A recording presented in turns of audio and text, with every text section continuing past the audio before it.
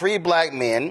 They in Maryland. They go to Arizona for a baby shower. Well, all of a sudden, there's this so-called mix-up where they rent a car and then they get accused of stealing the car. So check out this body cam video footage. It shows these men all calm but also confused and caught off guard when they were surrounded by cops outside of a Cane's restaurant in Glendale, Arizona. We got audio? Seat on the curb.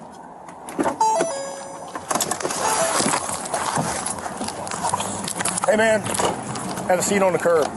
Have a seat on the curb. Have a seat on the curb. Have a seat on the curb, please, sir. Sir. Step out, have a seat on the curb. Have a seat on the curb, please. Take it with you. Can I get out, sir? Have a seat on the curb. Yes, sir. Slow? Have a seat on the curb. Yes, sir. Yes, sir. Can I get out slow? Have a seat on the curb. Yes, sir. Have a seat on the curb. Can I get out slow? Yeah, have a seat on the curb, please. Yes, sir. Please, sir. No problem. Can I get out slow? Have a seat. Yes, sir.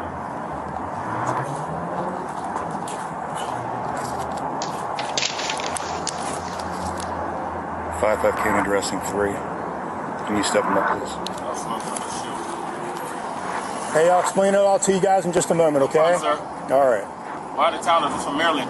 What's that? We're from Maryland, out of town. Oh, I'm from D.C. Oh, nice. Yeah. Going to my kid, man. Well, no problem. Okay. We'll explain it all and see you guys can get here. Hopefully you guys walk out of here, okay? Yes, sir. Anybody got any guns? No. No, okay. Go home tomorrow. I have a flight 6 in the morning. A flight? Yeah. Not a good time to fly. You out of DCA too? Yeah, DCA. Yeah. All right. Don't let them scare you. They're just coming for us just because I called. Oh, no problem, no problem. Okay. Whose car is this? All right, so y'all, this is a 15-minute long video. Now, they were driving a blue Dodge Charger, okay? They rented the car through the app Turo, which is a car-sharing app like Airbnb for vehicles. Joining me now is Jeffrey Adu, Kwabena Asante, Daniel Ampofo, along with their attorney, Kevin Murray. So glad to have y'all here. So what happened? What caused y'all to get stopped? Did somebody call in? Did somebody see y'all make a wrong turn? How did y'all get stopped? We don't know. We were inside the Cane's restaurant. When we came out, as you can see in the video, we were getting into the car. Stop. I'm sorry. Y'all weren't driving? No, sir. Y'all were in a restaurant? Yes, sir. The car was parked. Car was parked? Yes, sir. So that means that they were just scanning license plates? Unfortunately. I couldn't tell you. From what they said is that we tripped something in the system when we passed a traffic light or a camera, something like that, something to that effect. That's what they told us. Okay, they claim y'all tripped a system, and then all of a sudden, how long were y'all inside the Cane's? Probably 10, 15 minutes max. We placed the order to go, got the food and left. So y'all walk out of Cane's, and all of a sudden y'all look up, and it's just cops everywhere? Guns drawn immediately. Me and Jeffrey actually got into the car. We didn't see the cop. The driver, Quab, was the last one getting in the car because he had to put his food at the top of the car. And then we heard the cop kind of like yelling at him to sit on the curb. We, of course, were clueless. We didn't know what was going on. So you can see the confusion initially. So it was one cop at first. He had his gun drawn as soon as he got out the car, as you can see in the body cam footage.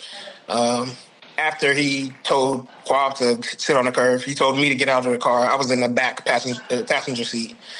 I had my drink in my hand, and I asked him if I could put it down. He said no, so I had to take it with me. And then he told Jeff to get out the car last.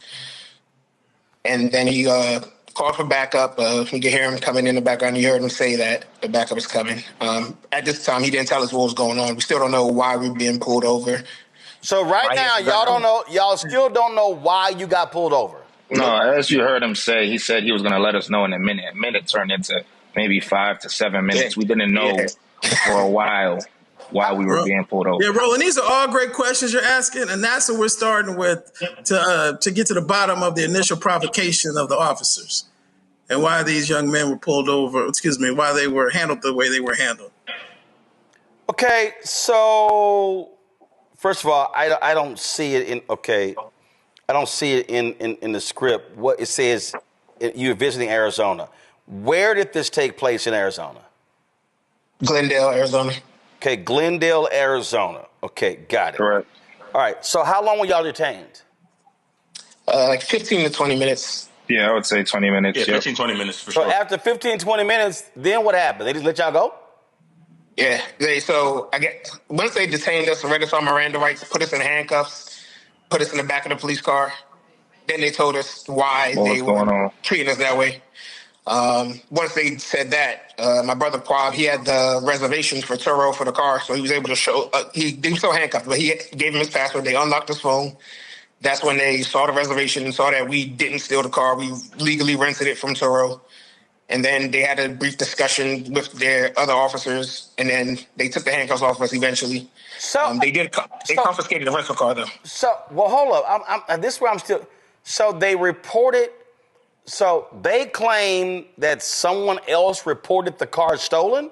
Correct. They said it was a stolen car, and we were the ones in possession of the stolen car. They also said that we fit the description of suspects, which you still to this day haven't heard. Wait a minute. Hold up. So you rented the car through Turo. Correct. And so was that a person that was a person's car? So, yeah, there was another company that uses Turo to rent out their cars. And we rented it through that company. But, of course, yeah, the umbrella company is Turo. So ultimately, it was through Turo. So did y'all then call the company and say, yo, why is that they claim this car was reported stolen? What did the company say? Well, not at that moment because, of course, after a situation like that, you deal with the shock and the trauma. So our main goal after that situation was just to make it back to our Airbnb safe and sound because we've never been in a situation like that. Now, when did this take place? This was Saturday night, guys? Yeah, Saturday night, February 1st. February 1st. Okay, so it's been 2 months. What did the company say when y'all said, hey, the cops claim this car was reported stolen? Well, they said it was a mistake. They said they did report it stolen, but then they said that they recovered the car. That's what the company said. The company claims they did report it stolen. Correct. But they recovered the car. Yes. They recovered the car. Correct. So did the company ever notify cops? That's the $1 million question, sir. We're not sure. Okay. And that's where I. So Kevin, I gotta ask you, you attorney, who the hell y'all suing? Everybody. I'll be very, very clear. And we're investigating, and all the responsible parties are on the line until they're not, until they can prove that they didn't do something wrong. I'll be very, very clear. Whether it be the name of the company that used Turo for not clearing it, and we're even looking into the police department, making sure they went through the proper protocols, the proper policies and procedures that they were supposed to do, and the way they handled the situation. Okay, I got to go back. They said y'all fit the description. Correct. So was there a description that 3 people stole a car? When we asked what the description was, they never told us. We asked multiple times, and nobody gave a description. So, Okay, so give them the benefit of the doubt. We know what that means. No, but here's the whole deal, though. If a car was reported stolen by the company that used Turo, they had to file. They had to actually file a report. Have y'all seen the actual stolen car report they filed? I haven't seen it. These gentlemen have, and we've just hired recently, and we're investigating. We have an investigator in Arizona right now doing just that. Because bottom line is, if they filed a report, this notion fit the description, which means that it had to have been described to them that 3 black men stole a blue Dodge. Right. Wow. Did y'all eventually make it to the shower? Well, this was after the shower, actually. Got it. And how soon did y'all get out of Arizona? The next morning. Next morning. Packed up that night and got out of there that next morning. Unbelievable. All right, gents, keep us abreast what happens next. Thank you. Will do. I appreciate it. We appreciate you very much, Roland, for having us on your show. Thank you. Appreciate it. sir. Thanks a lot. Thank you. Thank you. Joe, this is the reality being black in America. Damn, you can't rent a vehicle and you fit the description. Come on, man. It's a cold game, and of course, first of all, I'm glad the brothers are alive because you got guns drawn, you got all this stuff going on, and obviously these brothers would be a threat with a drink from Cane's in their hand, right? So I think it's going to be very interesting. Attorney, of course, is dealing with it the right way, that everybody's on until we see demonstrably that they're off. But I'll give you 10-1 that they won't find anything in writing with a description of 3 black men still in that vehicle. I'm almost certain of that.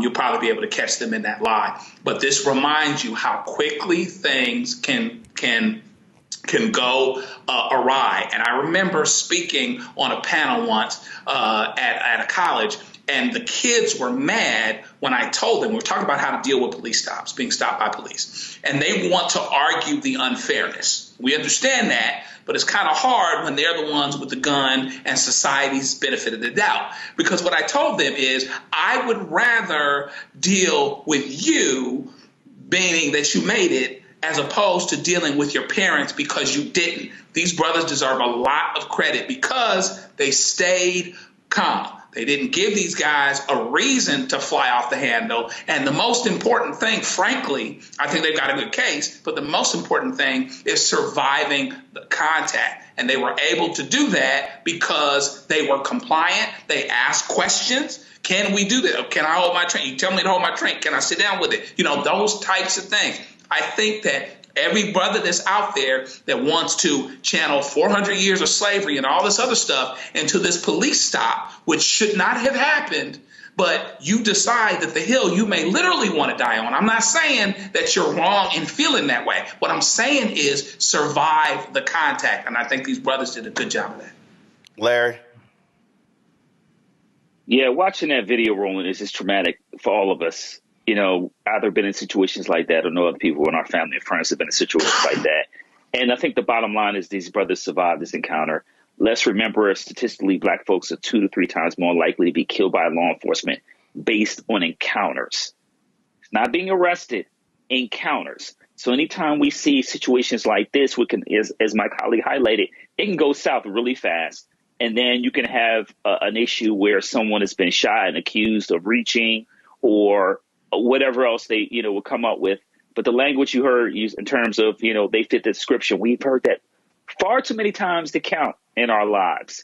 So, but once again, I'm glad they're going to sue whoever is going to be responsible. This could end in a tragedy and really impacted the lives of multiple families. But this is another example of things that happen every day in America. Mustafa?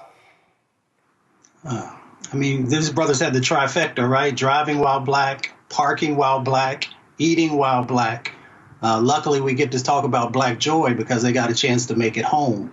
And Joe talked about survival, and that's what it's all about, so that we can live to fight another day. So it'll be interesting to see how the case plays out, and hopefully they get justice. Hello, I'm Isaac Hayes III, founder and CEO of Fanbase. Listen to what I'm about to tell you.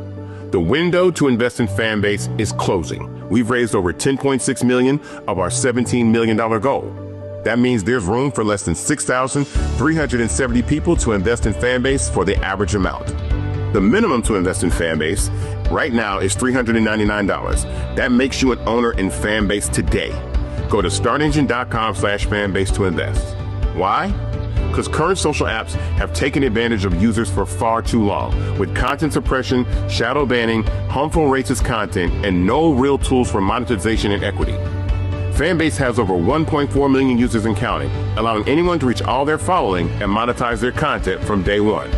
Social media is the new TV, and whoever owns the apps that distribute that content have the opportunity to own potential billion-dollar companies. While big platforms with uncertain futures are failing to serve their users, Fanbase is stepping up to fill the gap. Don't wait until it's too late.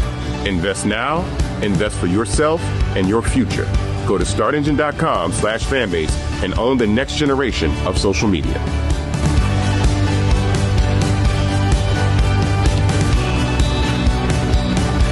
Months after a video surfaced showing Jonathan Spanos, the owner of a restaurant in Pennsylvania, going on a racist tirade during what looked like a road rage incident, repeatedly using the N-word and saying, "I'm a rapist." Okay, well, just watch for yourself. Church again, and you're a fucking half-brother nigger. Yeah, you're half-nigger brother. Yeah, you're half-nigger brother. Half-nigger brother. Fuck you. I don't have a half-nigger brother. Keep videoing. It's okay. Okay, you said the N-word, like, on camera. That's going to be great for you. Oh, that's right. That's going to be great for you. I am. I am a racist. I hate trash. John Spanos is a racist. Oh. You pop me the finger, you're wrong.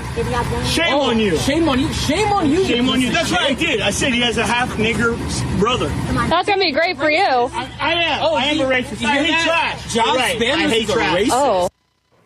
So Spanos is now suing the people who filmed him and posted the video online after the backlash he got. He claims he and his wife never threatened anyone and were just talking to a family friend outside their home when all this happened. He said the videos released has caused him and his family such emotional distress led to the restaurant's closure.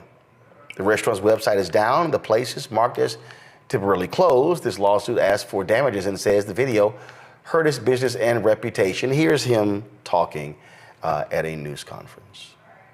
Video captured a heated family confrontation in which I intentionally used the most ugly language known to me to lash out in anger. I repeatedly used the N-word to inflict pain on another person and sarcastically stated that I was a racist. I was wrong from not walking away from that volatile situation. I was wrong for responding in anger with hateful language. I was wrong for using a racist term. I was wrong. I was wrong. I was wrong. Candace, does he have a legal claim? Listen, the number one defense to defamation, which is what he's suing for, and intentional emotional distress, I believe, the number one defense is the truth. So we have the video, and that's the truth. Even if he was saying it sarcastically, the truth is that he said it. The truth is, right, that's the truth. He was on public property. Nobody invaded his privacy in order to get that video. Nobody did anything that was against the law. They shot a video that he participated in. He didn't even at the moment say, I don't want it. He was mad about it, but he decided to be sarcastic about it in his own words. But the First Amendment is out there for a reason. You are allowed to say things like that. The problem is that there are repercussions, there are consequences, that there are hate laws that are in place, and you cannot do that. So for him to sue for defamation is just really a waste of court filings, proceedings, times, and he should be penalized for that because that is ridiculous. If it's the truth, it can't be defamation, sir. That's it. That's it. Matt? You know, I hate having to answer questions after Candace. She's one of my favorite people, but she steals everything. She's 100% right. The only thing I'll add to that is I immediately thought of what a lot of states have, including Texas, what's called anti-slap laws. So that's when you get a lawsuit against you for constitutionally protected activity, you have a strong defense. And most of the time, to Candace's point, those cases are dismissed. Now, that's a little different than defamation. But ultimately here, what I think you have is exactly what she said. He's on public property. He's the person is filming, exercising their constitutional rights. And then the dissemination of that, there's nothing illegal about that. So I frankly do not understand his lawyer's strategy at all. This seems to me like this is filed to try to save face by saying, we're going to try to assert some nebulous legal right. But I don't see a jury of 12 people or 6 people, however it's constituted there, thinking that he has a legal claim at all, because not only is it the truth, I mean, he can't claim that he was in any way, goaded or coerced or something into, one, making the statements, and 2, he doesn't have any expectation of privacy in anything that's happening on a public street. I mean, you use this language and you say these kinds of things at your own peril. So his business being shut down and all of that is his own fault. And I don't see how a jury would ever think there was a basis to this legal claim. Thank you for stealing everything, Ken. What's also hilarious, Michael, is, this has brought me undue attention. I guess you want to continue it. Yeah, exactly. So they're always remorseful after they get caught. They always apologize and, God knows my heart. And, I'm not that bad of a racist and things like this after they get caught, after it goes viral. So, and the other thing is he said the N-word multiple times. So it sounds like you've had practice with this as well. So and then the patrons start withdrawing economic support from him, which they should, because you wouldn't want somebody like that fixing your food out of your site, would you? And now all this comes back on him, and he's like, "Oh my God, no,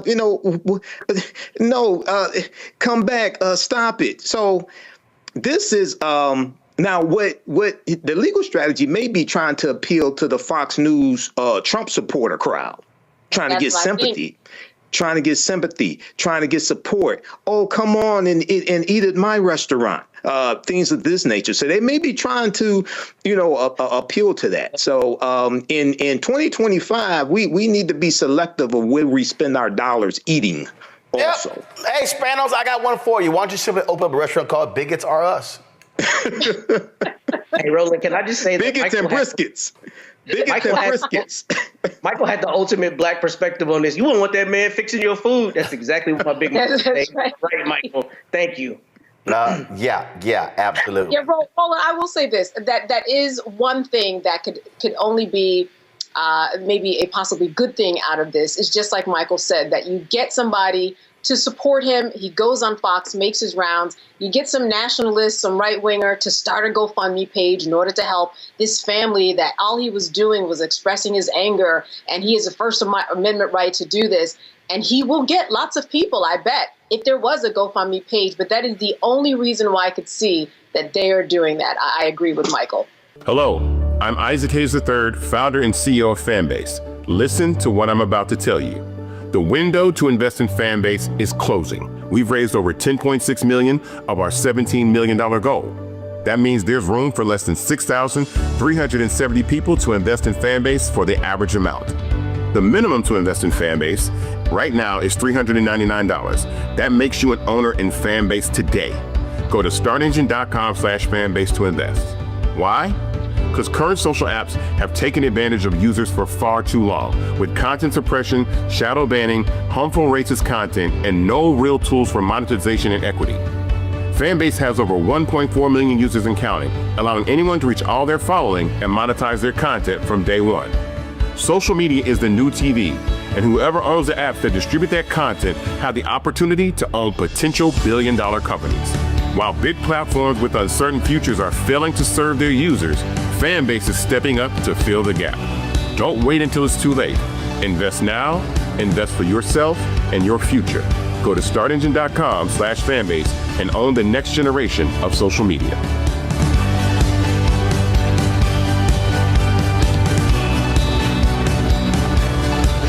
So I just need our people prepared. That's right. That they're going to attack black institutions. Absolutely. So if there ever was a time for black institutions to be aligned and for black people to understand the fight we're about to face, if they are undoing a settlement, see, this is why I went off and see, I told y'all, I talk to folk on all kinds of different sides. See, I love these people who claim, man, you're a Democratic shield. No. I'm here for black people. I just got called that on Blue Sky. I mean, whatever. They stupid. We fight for black people. Right. So whether you're Democrat or Republican, I've said to black people, we still constituents.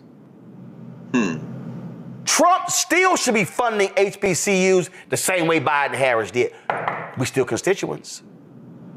So understand, today, I sent an email, I sent a text. First of all, I sent a series of tweets. Then I text him, because Daryl Scott, Pastor Daryl Scott out of Cleveland, he posted a tweet, and his tweet was, go ahead, Maya. I woke up to a call from President Trump this morning. We talked about a lot of stuff, politics, tariffs, sports, had a lot of laughs. One thing stood out.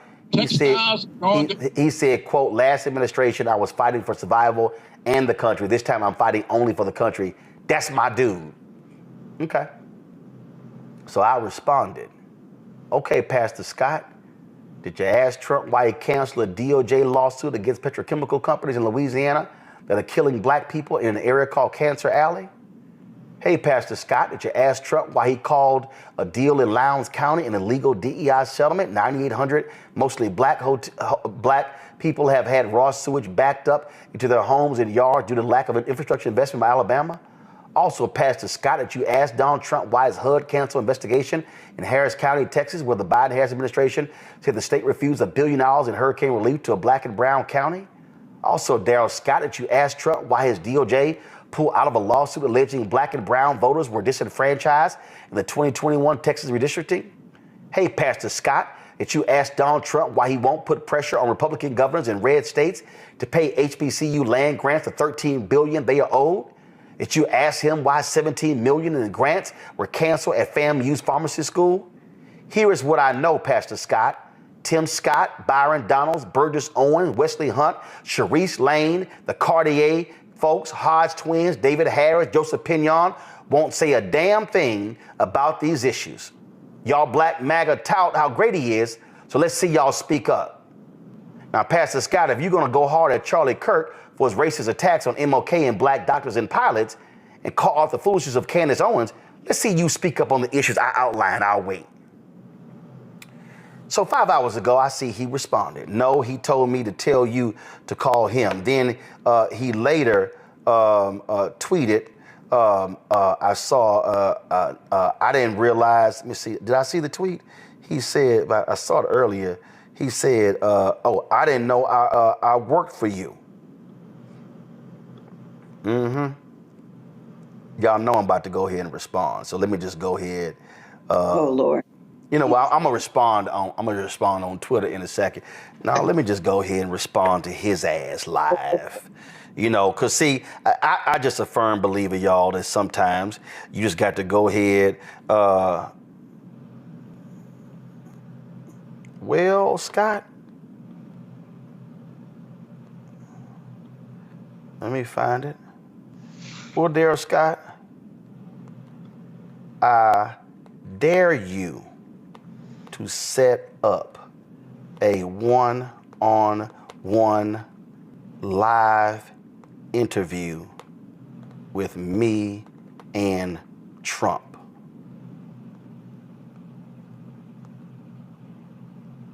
My studio is 2 blocks from the White House. Pick the day and time. Hold up. One-on-one live interview. We can go 2 hours or longer. And me and my, so y'all know I ain't scared. My Black Star Network team will be there. I'll ask him all of this directly. Let's see here. Since my thing is I'm over characters, let me go ahead and edit, period. Boom. Let's see if he responds. See, y'all, here's the whole deal. This is the whole point I'm talking about. These black MAGA people do not represent black people. Nola, these black MAGA people are not going to fight for black people. These black MAGA people love to go to White House functions, love to run their mouths. They love to come to the black community and go on black radio and tout Trump all he doing for black folk. But when you ask them directly about very specific actions Trump has taken that have a detrimental impact on black people, all of a sudden they get quiet. Now, Scott knows. He texts me he sent me text messages when he was going after Charlie Kirk. He sent me text messages when he was going after Candace Owens, but it's amazing how he responded to this text message. I guess he a little too busy. I always think about this, even going all the way back to slavery days, you always had those black folks who was going to sell you out to massa. It's still the same folks, the same way we are still dealing with the same sort of militia folks, from the Civil War, the same sort of racists, the same sort of white supremacists. It's the same sort of black folk who absolutely would have sold all the slaves out who were trying to escape. It's the same sort of mindset. If you cozy up to massa, if you think that, he feels like you're on his or her side, then you will get all the benefits of whiteness. That has never worked. It won't work. And I genuinely don't know what they get out of it. The thing for me, which is really sad, the amount of self-hatred you must have inside of yourself to sell your soul, to sell out your community, like that. I wish you well. I wish, thoughts and prayers, peace and blessings. That's all. That's literally all I have for you. That's literally all I got. Well, how shall I put this, Greg? I agree, but the only point where I will disagree, let me just be real clear, is I believe that if you are going to be in the room and you claim you love black people, then show it. There should be some proof. Now, for some reason,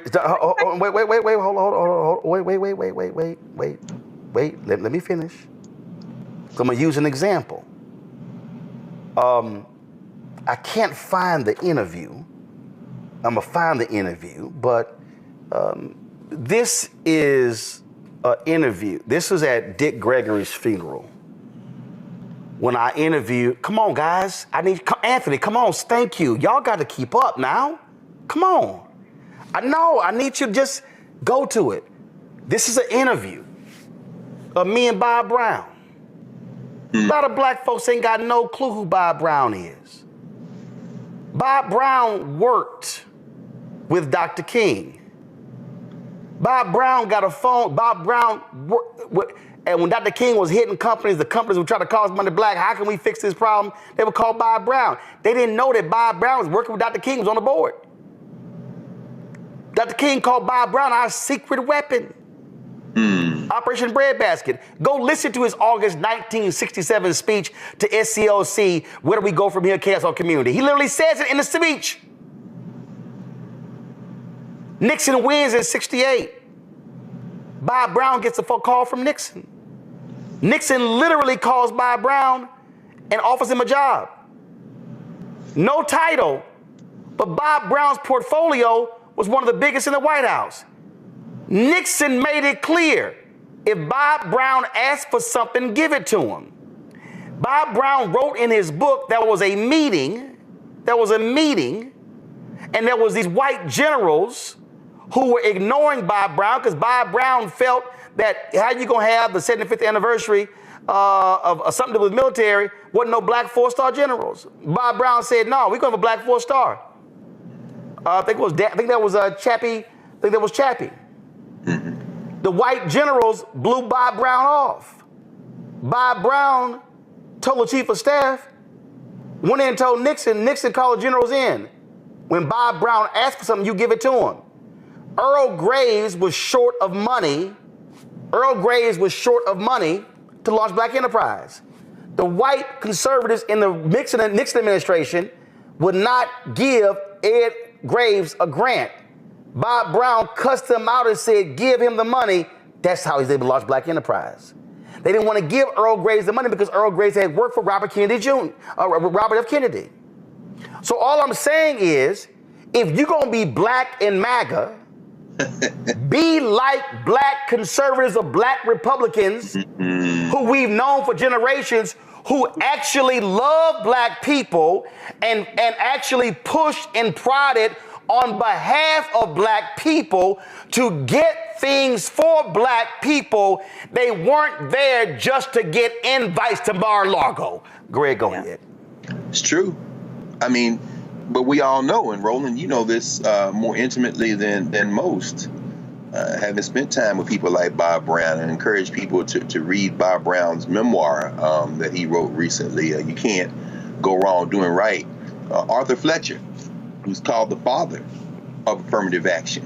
His son, I saw his son a couple of weeks ago when I was at Morehouse in Atlanta, who's working on a memoir bio of his father in David Hamilton Gollin's recent book, A Terrible Thing to Waste, Arthur Fletcher and the Conundrum of the Black Republican. Those were black Republicans. Jack Roosevelt Robinson, who walked away from the party because of Nixon and what he saw as the move white in the wake of the Barry Goldwater messes of the 1960s, mid-60s. But that's not what Darrell Scott is. Darrell Scott is dancing on a string. He has no political philosophy. His political philosophy is what's good for me as an individual. And that's truly unfortunate. That's not what Candace Owens is. They're not conservatives. They're grifters.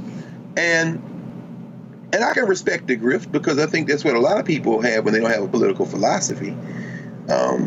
You know, you're striking such a resonant chord tonight, brother, because what we're really talking about is black institutions.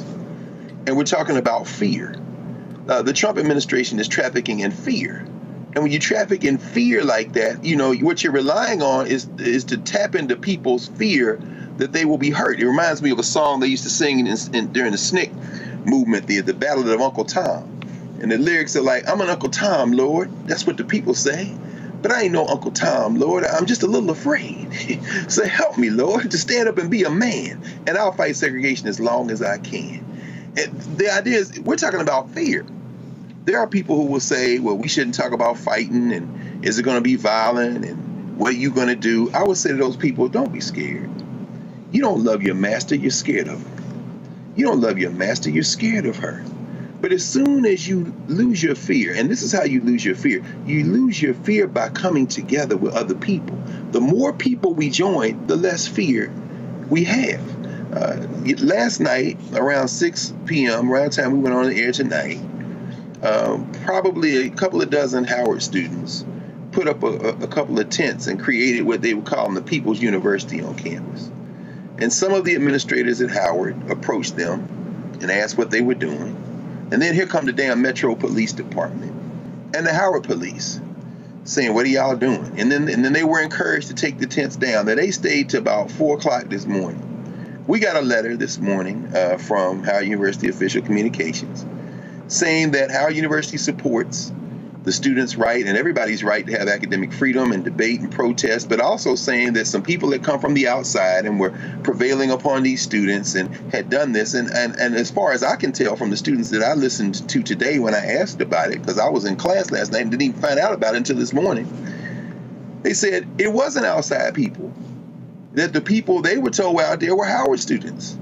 And so I guess, you know, what I'm trying to say now at this point, I'm reinforcing what you said about historically black colleges and universities earlier. And in the context of Darrell Scott, who has no constituency, who has no community, and is just a little afraid.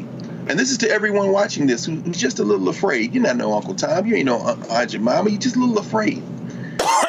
Understand this, that when you stand together, when you join together, we don't have the money that Harvard has. And by the way, Harvard covers costs for anybody who gets enrolled at Harvard, comes to Harvard, whose families make $200,000 and less. That's what kind of money they have, and that applies to international students too. So yes, there are international students who come to Harvard and write the check, but if your family makes less than $200,000 a year, you go to Harvard with no incurring of debt. So they are well fortified. Well, you can't say that it's you can't say that it's Stillman. You can't say that with our brother Walter Kimbrough, as you were talking with him last week. You can't say that at Talladega. But this is what you can say. The same communities that surrounded the city of Montgomery when Joanne Robinson, a professor of English at Alabama State University and the Women's Political Council of Montgomery, launched and sustained the Montgomery bus boycott, the same communities that poured resources into them, that fed students, that put together the money to be able to sustain the boycott, those communities can step up again, Roland. Those people who send you envelopes of money, the money that folds and the money that jingles, those that cash out, those who make the annual donation or the monthly donation, those who press money in your hands at airports and in railroad stations, those people are the ones that will make sure not only that we endure, but that we overwhelm these folk. Because when you punch a bully back, when you lose your fear and punch them back, that's when you realize that you shouldn't have been afraid at any point. It's not about anger. It's about fear. And we can overcome our fear together. You know, Nola, in Trump's first run amok in the Oval Office, he only had one black top aide. And see, I need people to understand. Again, when I ain't new to this, I'm true to this. See, I love all the folk, these allergies are kicking my behind. I love all the folk who don't understand how we roll and how black media has rolled. When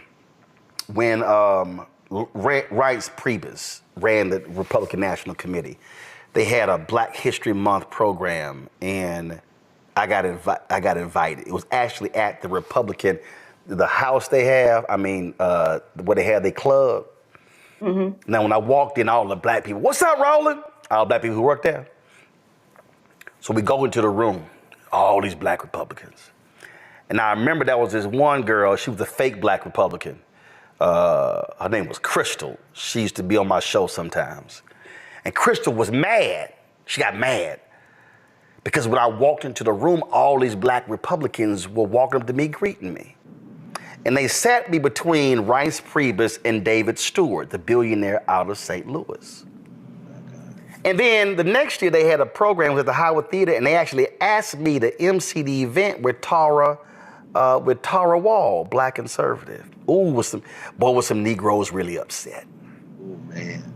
But the reason that was hilarious, because see, what the fake black conservative didn't realize, all these black folks in there knew me. Generals, business people, political people, and I knew them because I knew they were real black Republicans. Mm-hmm. So when Omarosa rolled into the White House with Trump last time, I literally called, I said, listen, I can't stand his punk ass. I said, if you gonna be there, be some use to black people. I said, he loved golf. I said, why don't you have him put some extra money in the interior budget for the black golf course in D.C. that folk don't, the historic black golf course in Washington, D.C., that people don't realize is actually under the Department of Interior and not the city of Washington, not Washington, D.C. I said, you're going to do something. I said, be a Bob Brown. I said, get his book. I said, matter of fact, call Bob Brown. So you know what I did? I called Bob Brown. I said, Bob, will you meet? He's like, yeah, I'll meet with her. Never called. Go to my iPad. His other top aide was Jerron Smith. Trump called him a star, all this sort of stuff. And this is what he looked like. And he came on the show, sounding crazy, defending bullshit. And I come and said, Jerron, I said, here's your problem. See, I said, you defended bullshit. I said, don't defend bullshit. I said, Abad Brown was smart enough not to defend bullshit.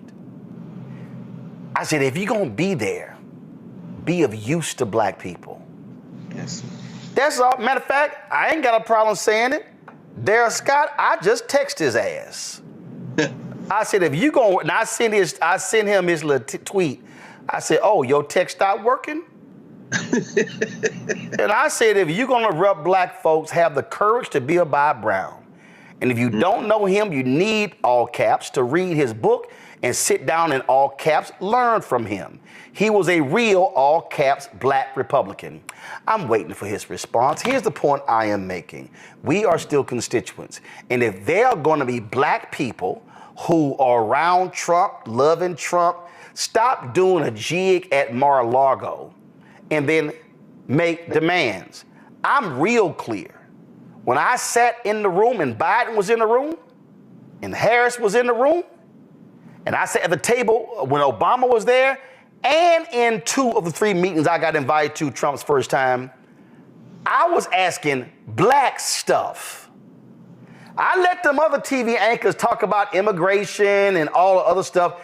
I brought up black stuff.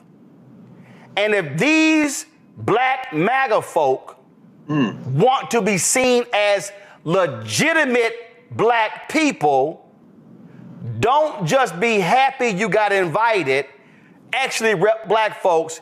And I just gave y'all 4 or 5 examples of stuff they should be asking of Trump that too many of them are scared to do. No, I know you got to go. Go ahead and finish your comment. You know, two things that I want to say. Being from the Deep South, I'm familiar with Republicans, you know, and then also being in the profession that I am, the whole time we were having this conversation, I'm thinking about Colin Powell, you know, who was a Republican who absolutely stood on business, you know, when he was in rooms about black people. And the distinction between MAGA and traditional conservatives or Republicans, I think that's so salient and important. And that's what we have to understand. A lot of them, in my personal opinion, they feel rejected by the cool kids. I mean, when you think about the Kanye West of the world who are drawn, and his ex-girlfriend, who are drawn to the MAGAs is because they feel like, oh, they accept me. I'm not being judged. I can get an invite to this White House. I couldn't get an invite to Obama's White House or to Biden-Harris's White House, right? So this is very different. We're not talking about people who were raised with a certain set of values. We are talking about people who feel rejected, and they think they keying at the White House thinking they're doing something cute when they look absolutely ridiculous. We are talking about 2 different sets of people, 2 different types of people with their standards and the reasons why they were conservatives and Republicans. This is not that, is what I would submit. And so these types of personalities, the pick-me's, you know, they're not trying to stand up for black people. They're not interested in a black agenda. They're not interested in reparations for real. No. They just want to be at a White House. They just want to be included somewhere. They are the pick-me's, which is very different from a lot of traditional conservative Republicans. Well, I guess I was confused there because when you said the pick-me's sound too much like the pickaninnies. But I was... Look, pick-me is a real thing. It's not my... No, I mean, I'm just simply stating it sounded real close. It sounded real close to that other phrase. Hello, I'm Isaac Hayes III, founder and CEO of Fanbase. Listen to what I'm about to tell you. The window to invest in Fanbase is closing. We've raised over $10.6 million of our $17 million goal. That means there's room for less than 6,370 people to invest in Fanbase for the average amount. The minimum to invest in Fanbase right now is $399. That makes you an owner in Fanbase today. Go to startengine.com/fanbase to invest. Why? Because current social apps have taken advantage of users for far too long, with content suppression, shadow banning, harmful racist content, and no real tools for monetization and equity. Fanbase has over 1.4 million users and counting, allowing anyone to reach all their following and monetize their content from day one. Social media is the new TV, and whoever owns the apps that distribute that content have the opportunity to own potential billion-dollar companies. While big platforms with uncertain futures are failing to serve their users, Fanbase is stepping up to fill the gap. Don't wait until it's too late. Invest now, invest for yourself and your future. Go to startengine.com/fanbase and own the next generation of social media.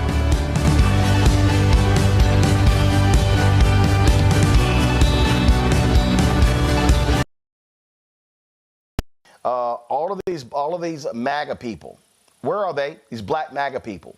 It's amazing how quiet they are. So this decision impacts black people in Lowndes County. The Cancer Alley decision to stop that lawsuit against petrochemical company affects black people in Louisiana. They stopped a lawsuit dealing with black people in voting in Texas. Donald Trump does not give a damn about black people. And all of these black people, all of those Negroes who were so happy, smiling and shucking and jiving at the White House Black History Month party, it's amazing how quiet all of them they are. Where's Michaela Montgomery? Where's C.J. Pearson? Where is David Harris? Where is, what's his name? Pinto. Where are all these folks? Where's that little girl from FAMU who's running around? It's amazing how quiet they are when these things are impacting black people and you don't hear peep. Look, the thing about this new wave of black MAGA is that, look, they don't. It's actually sad and disappointing, right? Because they don't care about black people. They just care about feeling slightly better about themselves for the poor decisions that they make. So yeah, all they do care about is doing things like, showing up to the White House for a quote unquote Black History Month event right after the White House, assaults Black history.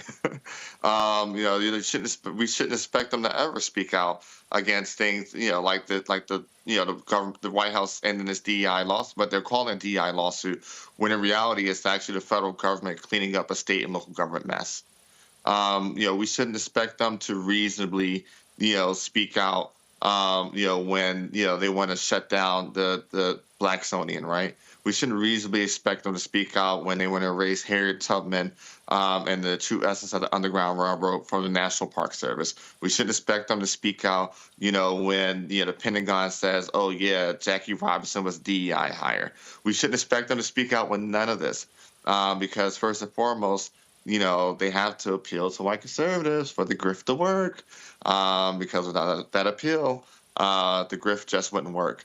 And so, when you're looking at a Dr. Julio out of Atlanta, when you're looking at, in any of these folk that decide to pop up and run around and prop up Donald Trump, just expect them to not show up when it comes to actual black issues affecting black people, when it comes to this Trump White House. Omekongo, and bottom line is this here. When you look at all of this, these folks are silent. They are complicit. Again, Byron Donalds, nothing. Burgess Owens, nothing. Wesley Hunt, nothing. Tim Scott, nothing. They're just all quiet. They're saying nothing. And these are real issues impacting black people, impacting the lives of black people. Yeah, and these guys got more smoke for Pastor Jamal Bryant than they have for anything this administration is doing. And it's shameful and disgraceful. When you mentioned Tim Scott and Byron Donalds and the like, this is who they are. And they're still trying to find a way to angle for some way to get in good graces with this administration, to build their profile while our people are dying, while our people are struggling. And these situations, Trump and his people, all they see with these areas, all they see is land. And they see possibilities of people having to move into other areas so they can go in and take over that land. And for these poor white folks in these rural communities and these other spaces, they're going to do the same thing with you as well, if they're not doing it already. I don't know if there's other networks that are speaking out, for poor, marginalized white people. We do on this network, but I'm saying we're paying real attention to it like we're doing right now. They're coming for everybody, and they have no respect for people who are poor, for people who are struggling, and for people who are dealing with, as Brother Craig was saying, man-made disasters. And this is the other thing. Did you see that interview last week where Kennedy, they were like, "Hey, man, you cut this program for teen diabetes." And he was like, "Oh, we didn't do that. We just cut all the DEI stuff." They use DEI as a trigger word for everything. And as long as they use that term DEI for everything, the Byron Donalds of the world, the Tim Scotts of the world, none of them are going to speak up because they don't want to be associated with anything that might actually be looked at DEI. This is not DEI. This is public health. This is people dying. This is communities being torn apart, and it's been happening for decades. And I don't know what's going to happen with these black Republicans because, to be quite honest, as long as they can continue to be a mouthpiece for Donald Trump, we're not going to hear a peep for them about anything having to do with the empowerment of black people. And in these situations, we are on our own from them. Absolutely. And so I think it is safe to say that black people can forget having any protection at all from this administration. I mean, you can forget them standing up for black people. They are going to stand up for big business at every turn. 100%. I mean, look, John James announced his run for governor of Michigan, right? I think every single black Michiganer needs to be asking them from here on out, why haven't you done anything to support the situation in Flint? And what can we reasonably expect you to lie about you're going to do if you get elected governor? Mm-hmm. Oh yeah, and so sure, John James, where you at? Where you at? And this is where every single one of these black Republicans need to be questioned specifically about these decisions that impact black people on the Congo. As simple as that, and we shouldn't let them off the hook. Oh, absolutely. And given the incredible work that was done in Louisiana to destroy, those 4 initiatives that the governor had on the ballot there, these black Republicans need to wake up because, as you always talk about, Roland, when we get the turnout and get our numbers out in the places where the places we populate, we are unstoppable. And I think that more and more black people slowly but surely are waking up to that fact. When you look at the work of Black Votes Matter and so many of these other organizations, I think every black Republican should be on notice right now. You're not going to be able to bring in 50 Cent. You're not going to be able to bring in some of these other guys who are going to speak for you and just say, oh, we'll just get some black votes. We'll just throw in a black celebrity here and there. It's not going to work this time around. And these guys are continually and daily making themselves irrelevant because the Trump administration has shown that they have nothing for them. I'm not even convinced Byron Donalds will even get that Trump endorsement when he runs for governor in Florida. But where are these guys going to go? They're going to think they can always come back, kind of Candace Owens-like, try to rehabilitate themselves, go on a couple of podcasts here and there, maybe get an interview on some of these. There's always room with Stephen A. Smith and some of these other guys who does not speak for black people in the Democratic Party, but they will see that as a way to kind of move themselves up. But we have to be unforgiving in how we challenge the people who have abandoned us. They cannot be able to be allowed back in, especially after this administration continues to reject them. And again, going back to that Louisiana example, we are showing that when we flex our muscle, we are unstoppable. And all of those black Republicans out there need to be on notice with that. Hello, I'm Isaac Hayes III, founder and CEO of Fanbase. Listen to what I'm about to tell you. The window to invest in Fanbase is closing. We've raised over $10.6 million of our $17 million goal. That means there's room for less than 6,370 people to invest in Fanbase for the average amount. The minimum to invest in Fanbase right now is $399. That makes you an owner in Fanbase today. Go to startengine.com/fanbase to invest. Why? Because current social apps have taken advantage of users for far too long, with content suppression, shadow banning, harmful racist content, and no real tools for monetization and equity. Fanbase has over 1.4 million users and counting, allowing anyone to reach all their following and monetize their content from day one. Social media is the new TV, and whoever owns the apps that distribute that content have the opportunity to own potential billion-dollar companies. While big platforms with uncertain futures are failing to serve their users, Fanbase is stepping up to fill the gap. Don't wait until it's too late. Invest now, invest for yourself and your future. Go to startengine.com/fanbase and own the next generation of social media.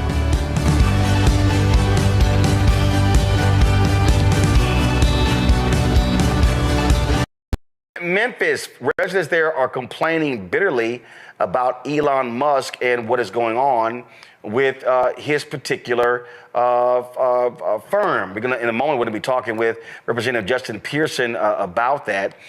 This whole AI, first of all, this was happening in Southwest Memphis, okay? This black community, they're on the front lines of a growing environmental fight, and his AI company, XAI, they are the ones who, of course, he built to take on OpenAI and ChatGPT. People in Memphis are seriously worried about air quality, asthma, and survival. And so we've seen these environmental issues all around. And what Elon Musk has been doing with Donald Trump's approval, what they've been doing is targeting their critics. You see how he's been going after every federal agency where there has been an investigation of him.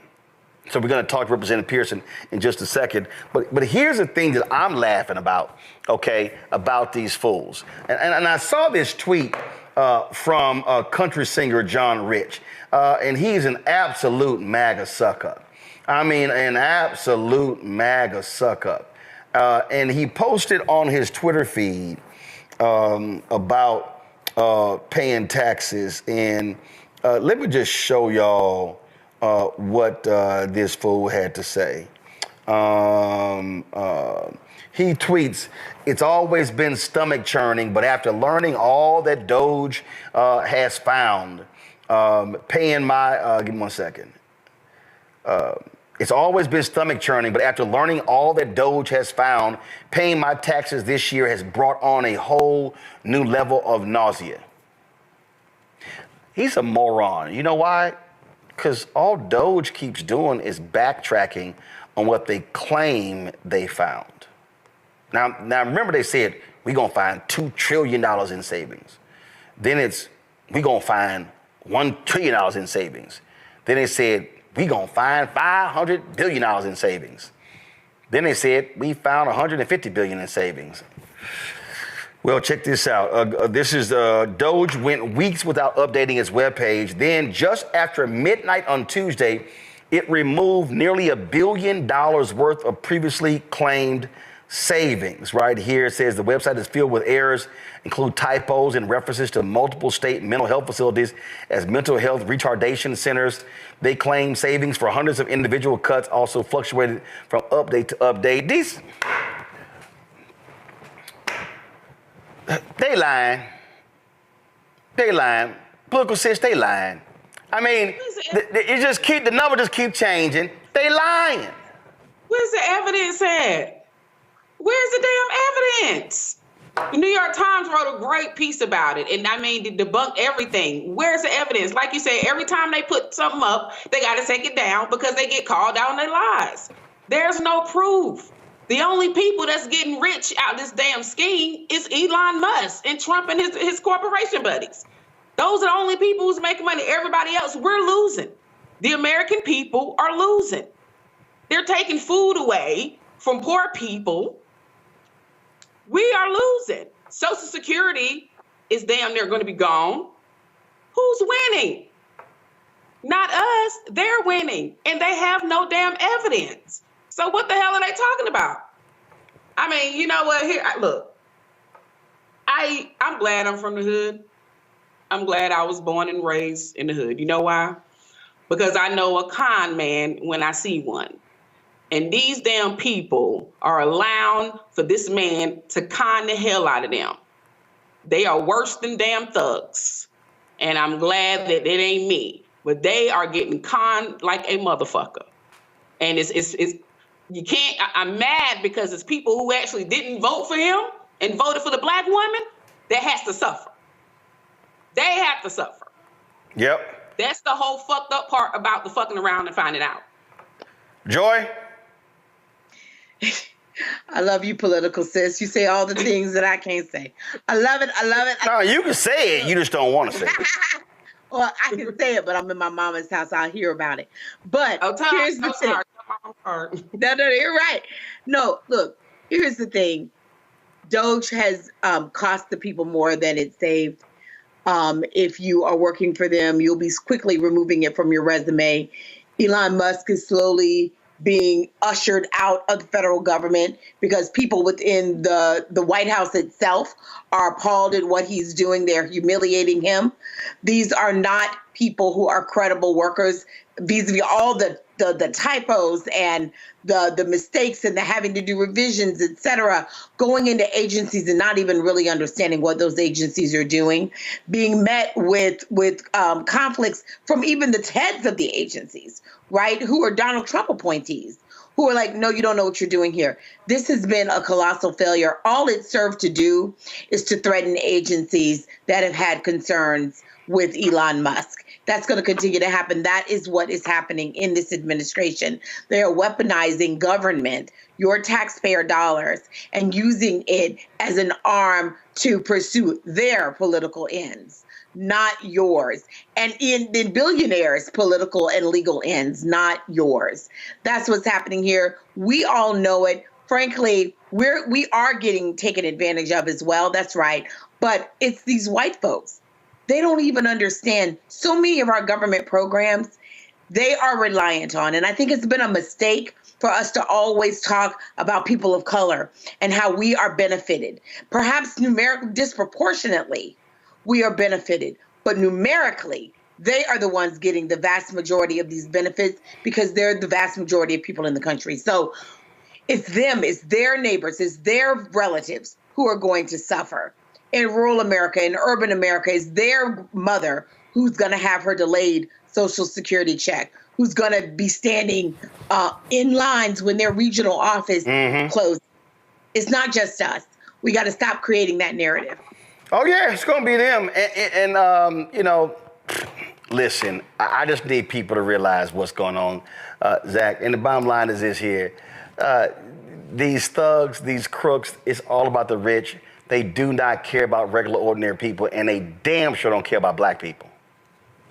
Across the board, every single group in this country has suffered during the first 3 months of the Trump administration, and we're not at the end of the first 3 months.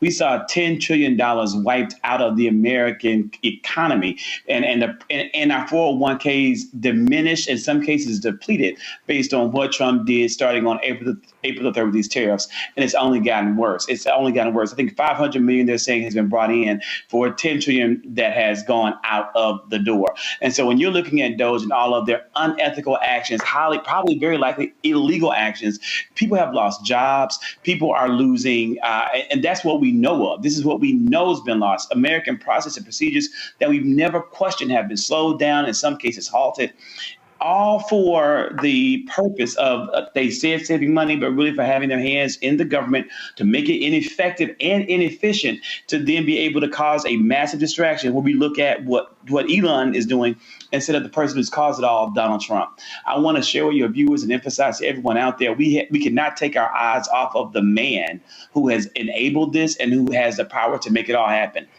All of this is the fault of Donald Trump, our president, and the Republican Party. We can't forget that in 2026. We can't forget that in 2028. We have to continuously repeat that over and over so that the American people understand that Elon Musk has no power. Doge has no power. All the power they exercise was given to them by Donald Trump and Republicans in Congress. Oh, absolutely. Joining us right now is Representative Justin Pearson. Glad to have you back on the show. Just take us through what the hell is going on down there in Memphis with Elon Musk and these gas turbines polluting the community. Listen, we have Elon Musk, the richest man in the world, misusing and abusing his authority, his power, and his resources to pollute our air. Memphis and Shelby County has some of the worst air quality in the country. We are an asthma capital in the United States of America, cancer risk of 4.1 times the national average, and over 17 toxic release inventory facilities already. And now he's trying to build the world's largest supercomputer in Southwest Memphis. It's already operating, and they are now applying for a permit. And there's a public hearing on April 25th, but they're applying for a permit to pollute our air indefinitely and in perpetuity. But they only applied for 15. And now we know from work done by the Southern Environmental Law Center that they have 35 gas turbines. The health department, Shelby County Health Department, hasn't been there one time to visit, hasn't seen it. has not notified the public of what's going on there. And they came into our community on the coattails of the Chamber of Commerce, on the coattails of Mayor Paul Young, Mayor Lee Harris, the Shelby County Health Director, and so many other elected officials who were so excited that Elon Musk was coming to the city that they never thought about the ramifications for the people who live there. This plant is actually being built in my community, in my neighborhood, in 38109, where I went to high school, where my grandmothers, God rest their souls, died from cancer, and where my fiance and I have just bought our first home. And so it's really personal, this fight, but he's using his money to manipulate people, particularly African-American leadership, into hurting and harming our community. How is it there have been no inspections? I take it you've been in conversation with the mayor's office or the city government. What are they saying?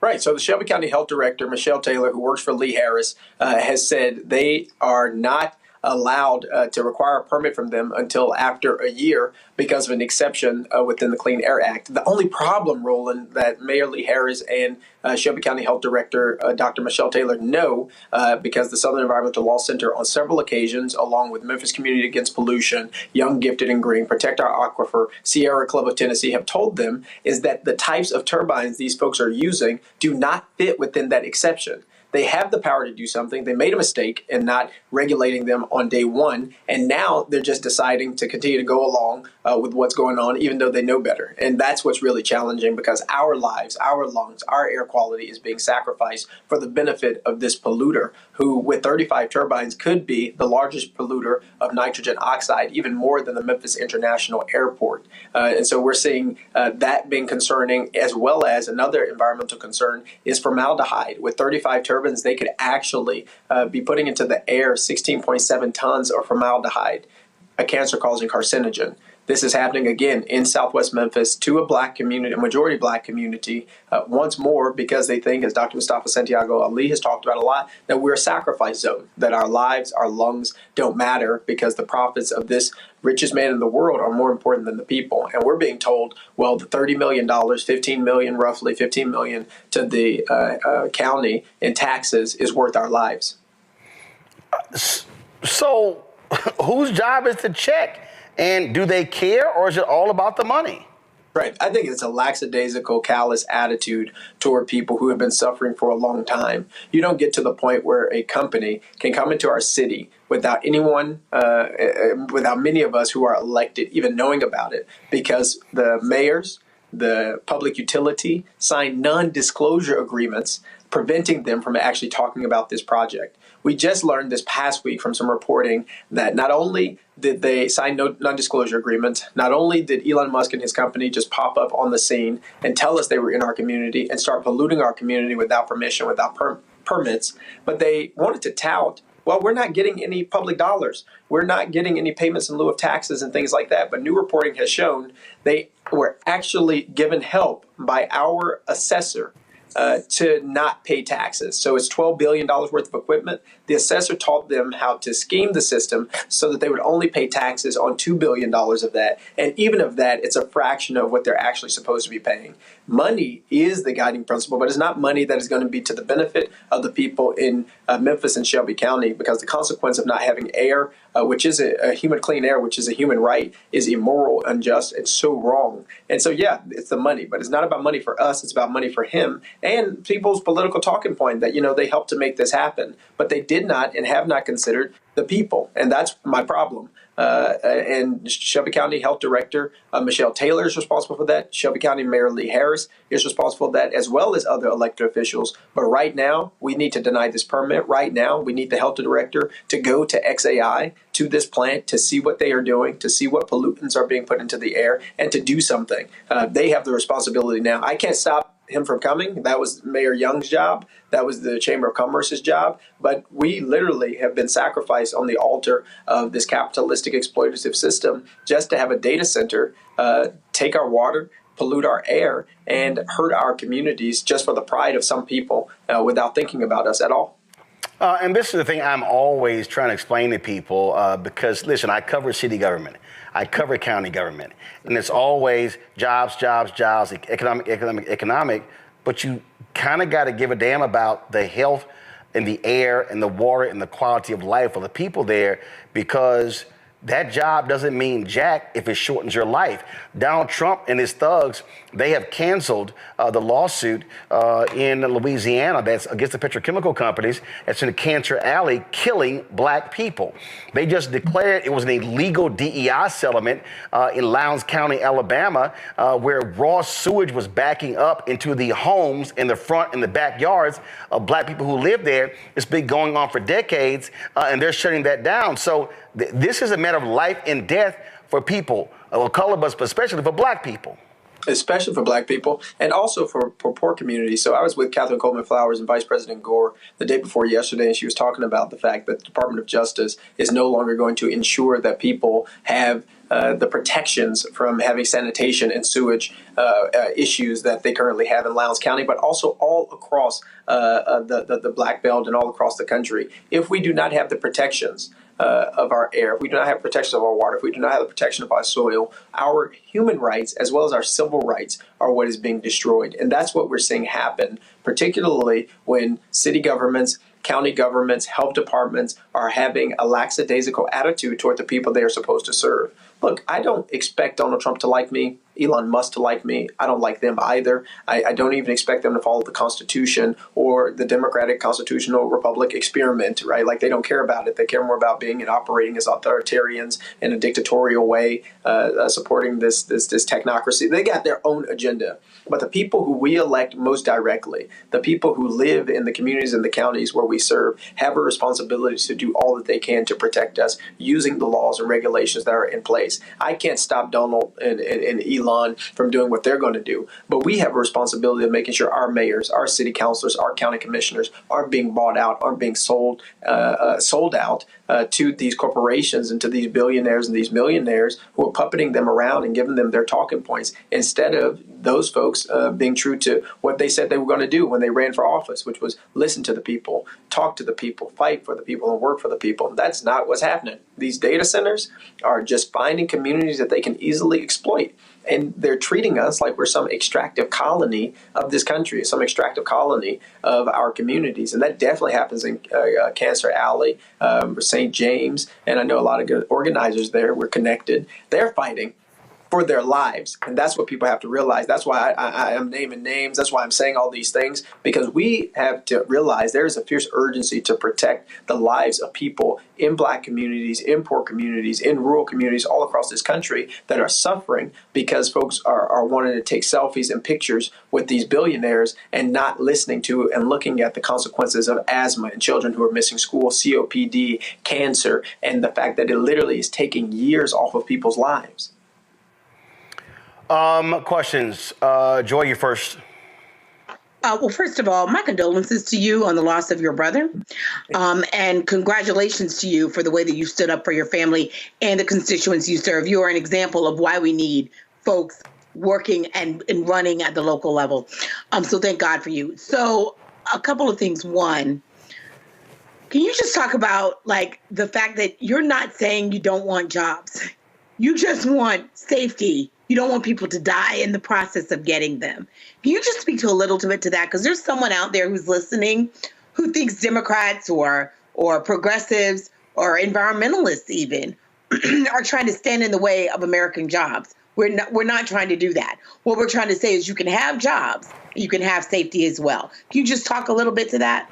Absolutely. The idea that there is some dichotomy between having economic justice and having environmental justice is wrong. The fact of the matter is the jobs that companies like XAI and Elon Musk are bringing into communities aren't jobs for people in the community. We may be the security, we may be in the patrol car, but the engineers and folks that they are hiring are typically people who are outside of the state, who may be imported in or be working remotely. These aren't jobs, as you might imagine, in an era gone by where 1,000, 2,000, 3,000 people are being employed. It's 600,000 people in our city, and they say at most this company is going to have 200 employees. So it isn't increasing the wages of folks. It's not addressing any economic inequality and injustices that we're seeing, but we are seeing an increase in the amount of nitrogen oxide. We are seeing an increase in the amount of pollution. We are seeing environmental racism and environmental injustice plaguing us once more.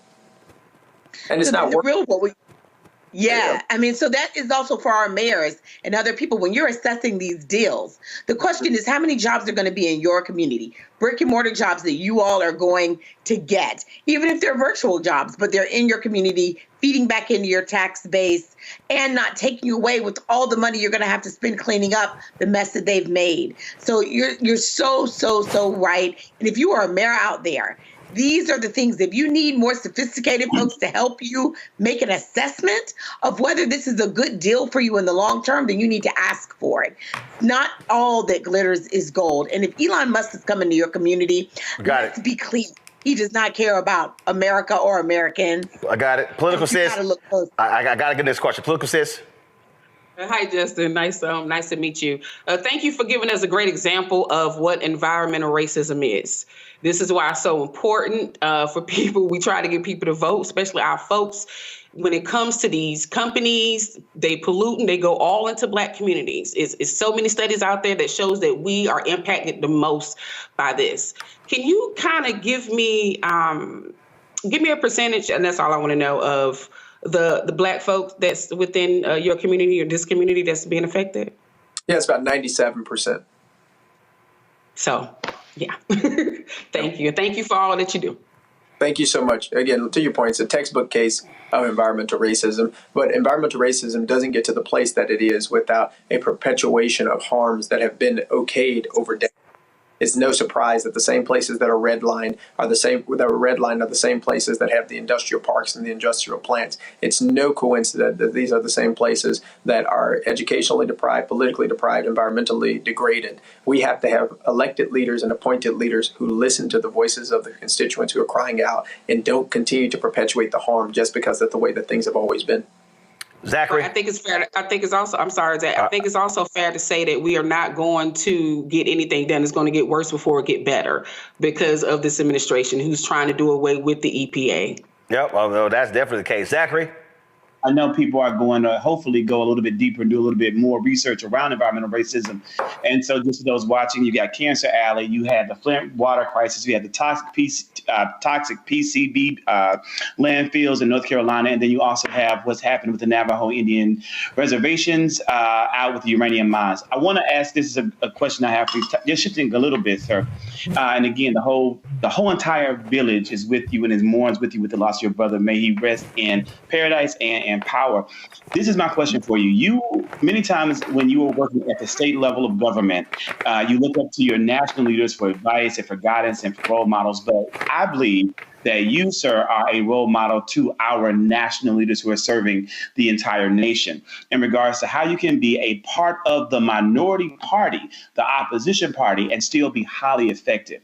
What advice would you give to our national leaders, to Democrats who have been elected to represent us in Congress, of how they could get power, gain authority, and do the work of true opposition to the Trump administration and congressional Republicans? Absolutely. So, thank you so much for you all's kind comments about my brother. We miss him every single day.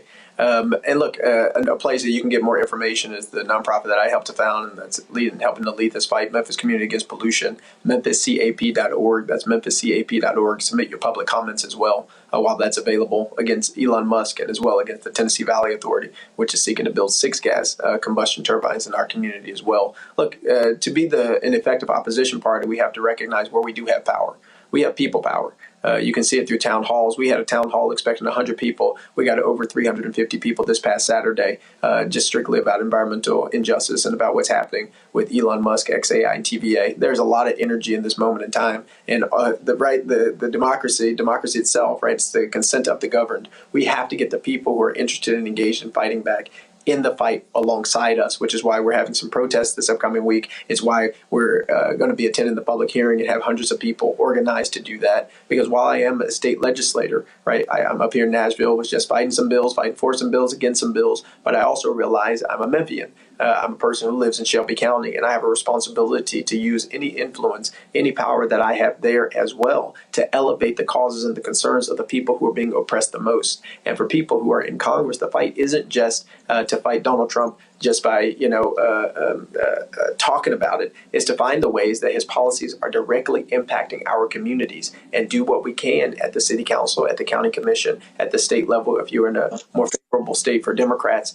to resist. And I think that is where our politics has to become much more inclusive. And I mean that not just in building the movement for justice rooted in love with Black folk, white folk, Latino folk, Asian folk, documented, non-documented, queer, straight, and all that. And not just that, but politically, our state leaders need to be connected with our mayors, need to be connected with our city councilors, need to be connected with our county commissioners in a much more intentional way, because we have to find the places where our power can be strongest and build from there.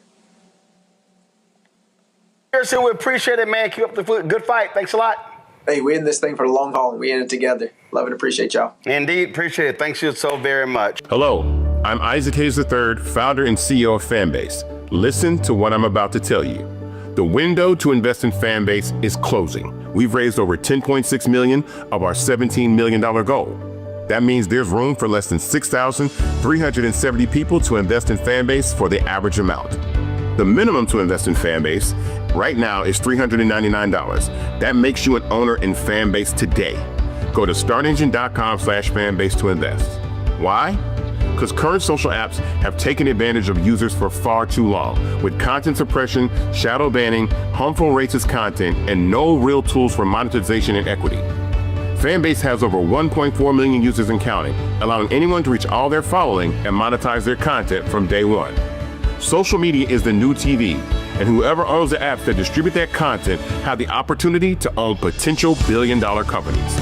While big platforms with uncertain futures are failing to serve their users, Fanbase is stepping up to fill the gap. Don't wait until it's too late. Invest now, invest for yourself and your future. Go to startengine.com/fanbase and own the next generation of social media.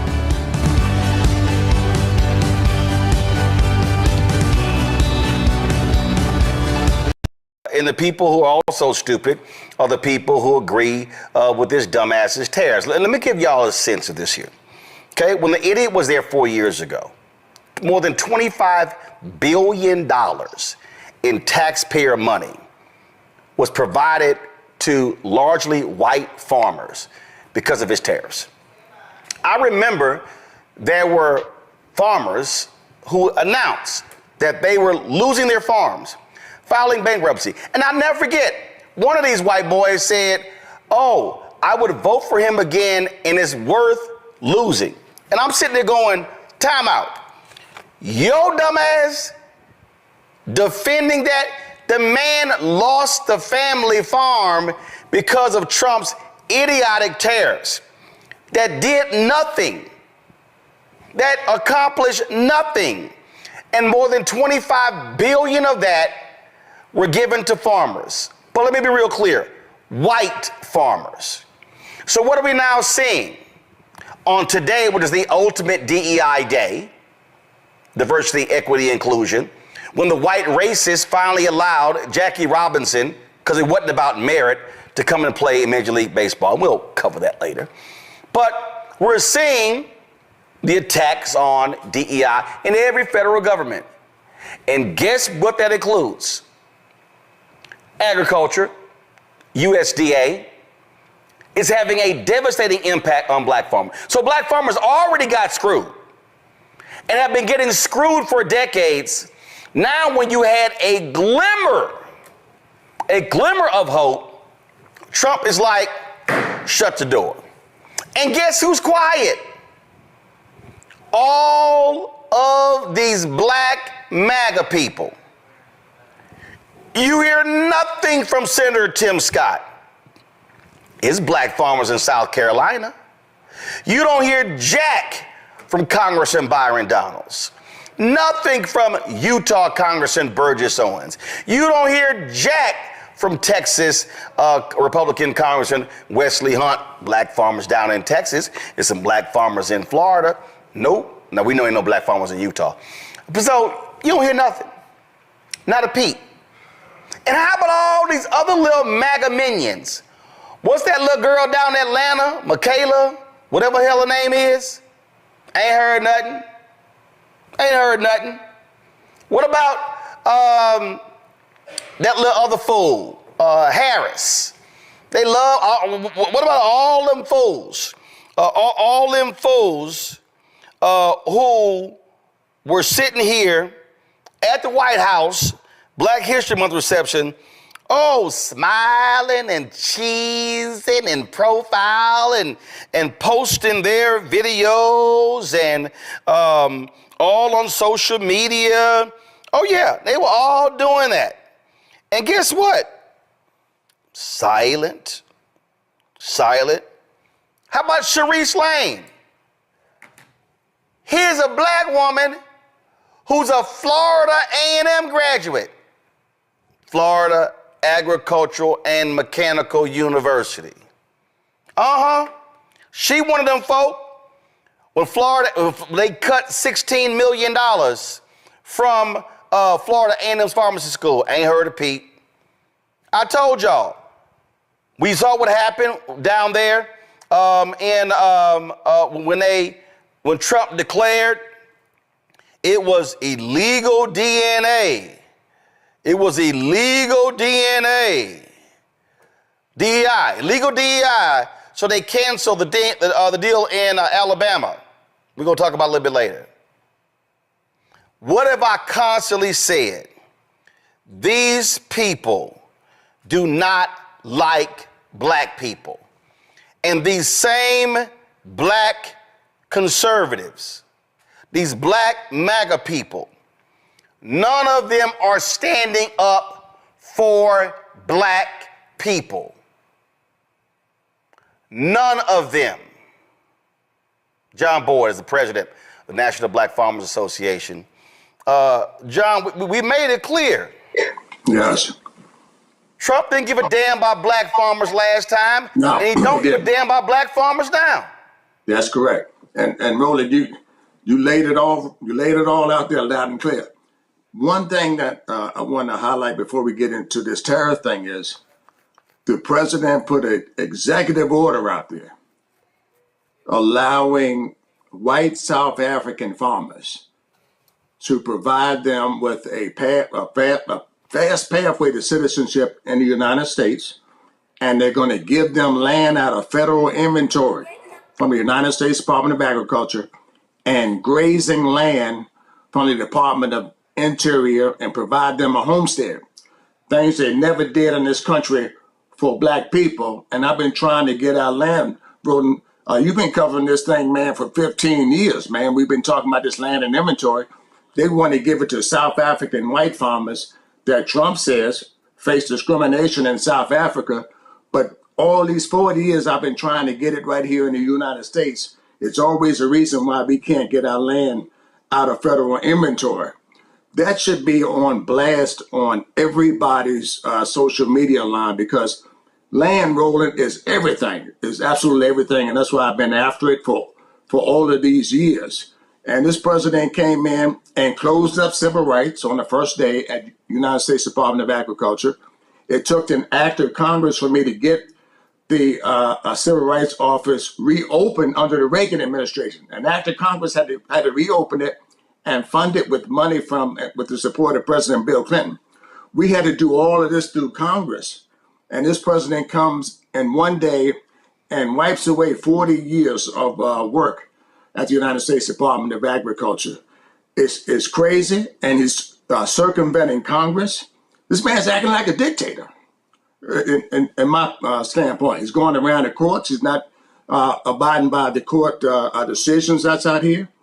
It's rampant, and we have to rise up and speak out against it. And, Roland, thank God for this platform, man. And I roll through my social media just about every night, and I see you on the front lines with the consistent message of fighting back, man, and pushing back, and we have to do more of it.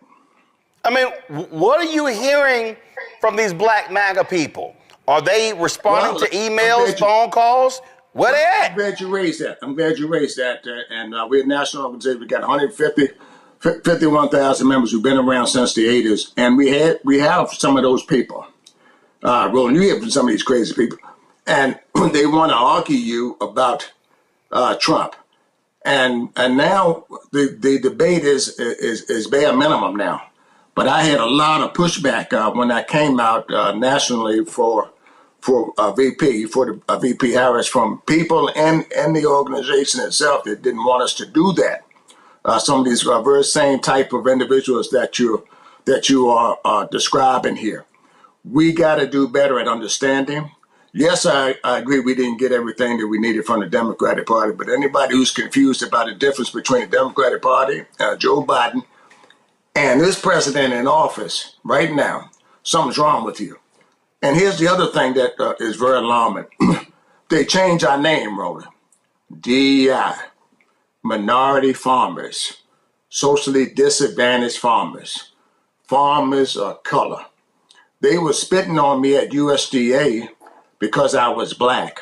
They wouldn't allow me to see the loan officer but one day of a week because I was black. I was coming in the back door, yes, in the 80s and 90s because I was black. They got to stop changing our definition.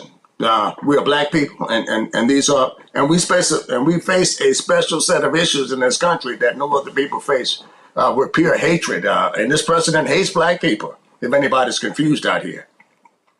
See, here's the mistake that people make. They go, oh, but no, he's got a black HUD secretary, and he had Ben Carson last time, and he's got. Here's the deal. Look at his White House. Yes. Are there any black top aides? No. No. Advisors? No. None. So all these little black MAGA minions taking photos, posting stuff, all of them, all these little folk, and I'm gonna name them: the silly ass brother, the Cartier family, all these folks, the Hodge twins, all these folks got lots to say on social media, but they are saying nothing about the impact on black people. Yes. And you know what? This is going to be devastating on black farmers because, Roland, and that's the tariff piece. A lot of our people don't understand the commodities that I've been raising for 42 years. Corn, wheat, and soybeans are controlled by the market. Every time the president says the word tariff, the price plummets. The other countries don't want to trade with us. China is now buying soybeans from Brazil, and now they just said they're pulling out $2.5 billion of beef. I raise beef too. All these things are going to affect us. But when the money's rolled out, and you laid it out in your commentary, they say, we're going to roll this money out through the Department of Agriculture. The same Department of Agriculture that was calling me a nigger, the same Department of Agriculture that was tearing my application up, throwing it in the trash can, is going to be the same Department of Agriculture that makes sure black farmers get money. It's not going to happen. And that's why I support, we got to, get the prices up. We got to get rid of this president. I mean, I hate to start talking about that. We got to put a candidate out there. They got the galls and balls enough to stand up to him. And also say, I'm going to come into office the first day and do away with every one of those executive orders that he put out there. We're going to do away with it. We need a person like that who's standing up and fighting right now and saying and talking and saying those things right now. That's the first thing we got to do. And then black people, we got to voice up and come together. If we can't come together on the Donald Trump, we're never going to come together in this country based on this way this man has treated black people. Every week he's saying something directly, do away with Black History Month, do away with anything that has anything to do with color and blackness in this country. He came in, and his architect, Roland, we don't want to leave his name out. His name is Stephen Miller. And we had a conversation on your show years ago when he started suing me in federal court, blocking the $5 billion to black farmers. The person who orchestrated the language and who was crafting the language for this president and these executive orders, his name is Stephen Miller.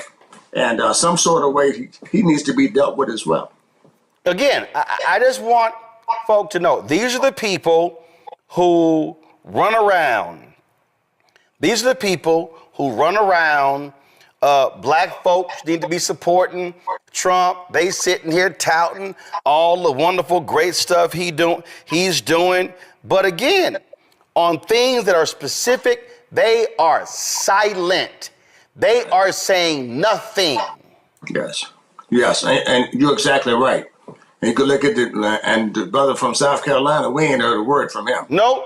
And we got thousands of black farmers in his state. That need help and assistance. Right now, black farmers don't have farm operating loans in place in this planting season. And we need for, our people to come together and help support these brothers. We should have our corn planters in the field right now, Roland. They have, they're closing up local offices, and they have done away with anything that had to do with color at USDA and NRCS, Farm Service Agency, Rural Development. The agencies that's supposed to be extending credit out here, they went away and done away with civil rights directors in those agencies. Anybody that was doing anything around color, they're already gone. So I want to be very, very clear. Those positions have been terminated, and they fired them, and they fired these people. That's what this president is doing to black people in this country, and we're too silent about it, in my opinion. Questions from the panel. Mustafa, you first. Yeah. Well, John, it's good to see you again. I remember the time we met. Hey, brother, how you doing? Thank you for what you do. Yes, sir. I'm blessed. I remember our signing at EPA years ago. Yes. We got 48 million black folks in our country. And if you had the ability, and this is one of the platforms, to be able to speak to them, what would you ask them to do in this moment to address the issues that are happening to our black farmers across the country? Go out and support us, blackfarmers.org. That's the first thing you got to do. You don't have to be a farmer to support this cause. I want to be very, very clear here. That's the biggest thing you can do to come out and support black farmers right now. Make your contribution is the second thing that you can do. And stay in contact and spread the information. This particular segment needs to be on everybody's timeline tonight. Share this show right now on all of your social media, Instagram, Facebook, whatever suits your fancy. Post this segment out there tonight so people can get the facts about what's going on in America. Larry? Yeah, thank you for your time and everything you do for black farmers. It's critically important. Can you talk a little bit about, there's a long history of black farming in the United States. A lot of folks don't know about, our history in agriculture. Can you talk about what the future could look like? You talked about some of the challenges, particularly the tariffs. Could you? And I know it's having a major impact on farmers in general. And we talked about the challenges that black farmers encounter. What could the future of black farming look like with tariffs, particularly with the tariffs, in this fight with China, et cetera? What could black farming look like over the next 5 to 10 years? Well, it's going to be the loss of farms for us. That's the first thing. That these tariffs are going to put us out of business with no oversight and no regulation from the courts or from the United States Department of Agriculture. And I'm telling our people, and to back up just a little bit, panel, buy some land. Buy some land. Guess what? White farmers are going to be losing some of these farms too. It won't be just black farmers. Some of these mid-scale farmers are going to be losing their farm. Buy some land. If you can afford a ragged-ass Cadillac and Mercedes-Benz, you can afford 5 acres in the country. Yes, I said it. Yes, stop buying them cars, stop buying them designer clothes, and buy 5 acres in the country. That's the first thing we can do as black people. Don't leave that money in the bank right now. Buy some land when it's going to become available. And you heard it from me first. There's going to be a lot of land for sale in America, and we can't let Bill Gates and China and the rest of the people buy it.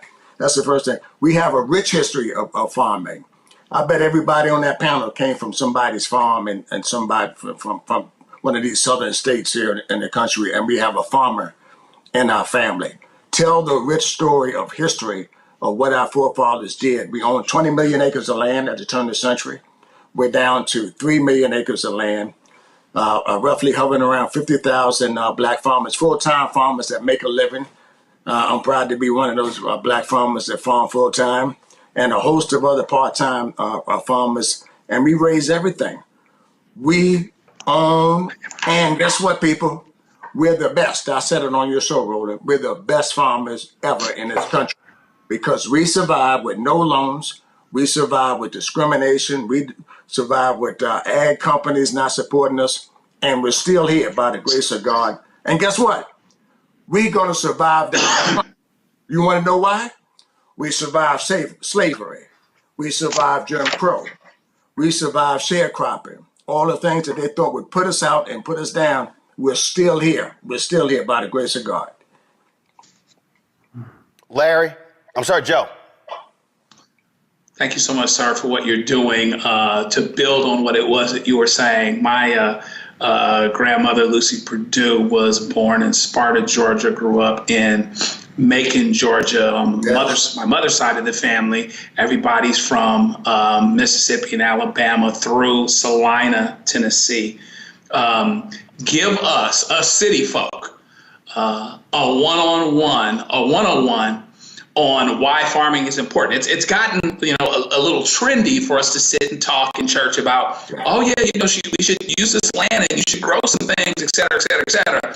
But give those of us that don't know and haven't really gotten it a quick one-on-one about the importance of farming to what we eat every day already. Thank you for that. And my grandfather's name was Thomas Board. He said land was everything. Everything good and great came from the land. Clean drinking water, fresh food to feed your family, timber to build a house on. We've gotten away from that, and the farm is where we built our families. Yes, we spent time together. We were raised together. Many black families. My daddy came from the last of 15 kids, and a lot of black families. My mother had 10 siblings. We've gotten away from the family structure of the farm and also the ability to feed ourselves. If you look at our forefathers, they lived longer than we do now. It's because they was eating healthy foods from their farms that wasn't tainted with chemicals. They were eating meats and all these great fresh things, and they lived longer because of the lifestyle. We've gotten away from the lifestyle, and to answer that question more directly, we take for granted that we have food for abundance in this country. That's what we're taking for granted. So when you look at our farmers and why it's important, we're going to sit down, we're going to eat dinner tonight. Some of us going to eat too much like I do. And we take for granted that food was grown from someone's farm in this country. So we need to go back and redevelop our connection with food, healthy foods, and the family structure that came from our forefathers. They taught us at home how to live and how to survive on these farms. And we've gotten away from that. And I want to tell the young people that's the way to survival. Land ownership is the way to freedom. If you want to be free in this country, you need to own some land so that they can't take that from you. All right then. With John Lick, keep up the fight. Roland, hey man, we love you. I appreciate it. We love you. We support you, and we appreciate the fight that you put out here every single day, man. Thank God for you. I appreciate it, and I have not forgotten your offer to come down to the farm to ride horseback. Come down here, man. I saw you out there with that cowboy hat on, Roland. Come on now. I want you on my farm wearing that cowboy hat. Oh, that ain't a problem. I got a few I can rock. Now how far are you from DC? About 3 hours from DC, Roland. Straight down 95 to 80. Okay. All right then. We're going to make that happen. I appreciate it. Thanks a lot. Hello, I'm Isaac Hayes III, founder and CEO of Fanbase. And right now we're accepting investors in our $17 million round to revolutionize the future of social media. Today, for just $399, you can own 60 shares of stock in Fanbase at $665 a share. Go to startengine.com/fanbase and invest today. While the big platforms have grown too massive and disconnected from their users, Fanbase is building a platform where creators and users truly come first. We've already raised $8.6 million from everyday investors who believe in this vision, and now you can join them. This is your chance to invest in a social media tech company with over 1 million users that is disrupting media by allowing anyone to reach all of their following and monetize their content from day one. The market is changing, big platforms are failing to serve their users, and Fanbase is stepping up to fill the gap. Don't wait until it's too late. Invest now. Invest for yourself and your future. Go to startengine.com/fanbase and own the future of social media.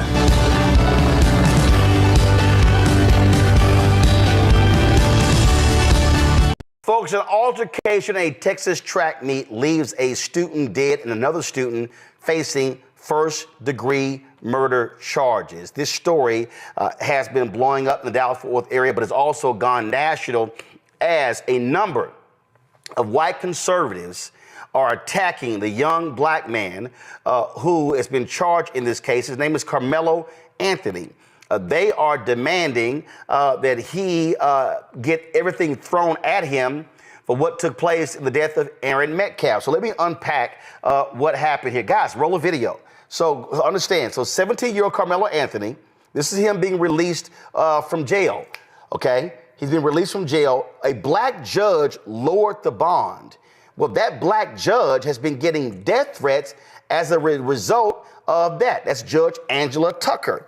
She's been getting massive death threats. Now, again, 17-year-old Carmelo Anthony says he was only protecting himself when Austin Metcalf, according to witness statements to police, tried to shove Anthony, who attended a rival high school, out of a pop-up tent when Anthony grabbed a knife from his backpack and stabbed Metcalf in the heart.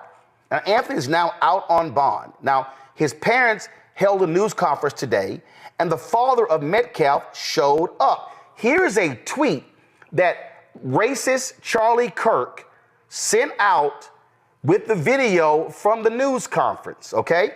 He sent this tweet out here, all right? And so you see him attacking the family and attacking activists because of what was stated.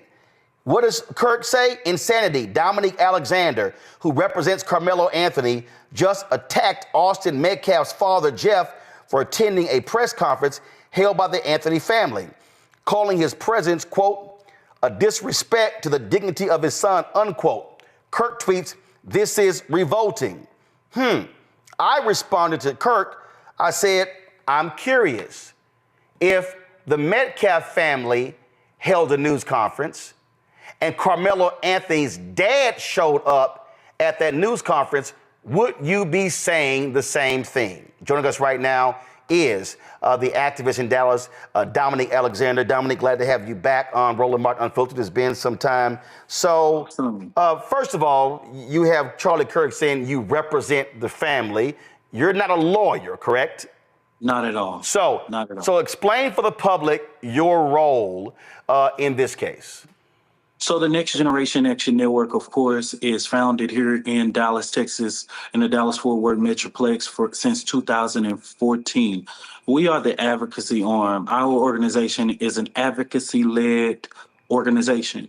We are not the attorneys. The attorney for this case is Mike Howard. We do the advocacy around making sure that people are aware of this situation and supporting and how to support this family and to ensure that this family's rights are not violated. And the things that are legal matters are handled by the lawyers. What's crazy here is, so check this out. Here's a tweet right here. This person said, I did a Twitter search for Carmelo Anthony till up to 2 days ago after the incident. I could only find one post from a black account defending him, but there are countless posts from whites making it a race issue. Whites racialize everything, then cry when black people take sides. And then this is a scroll of tweets that this person actually pulled. And when this story first happened, they called Carmelo Anthony a thug. It was all sorts of names.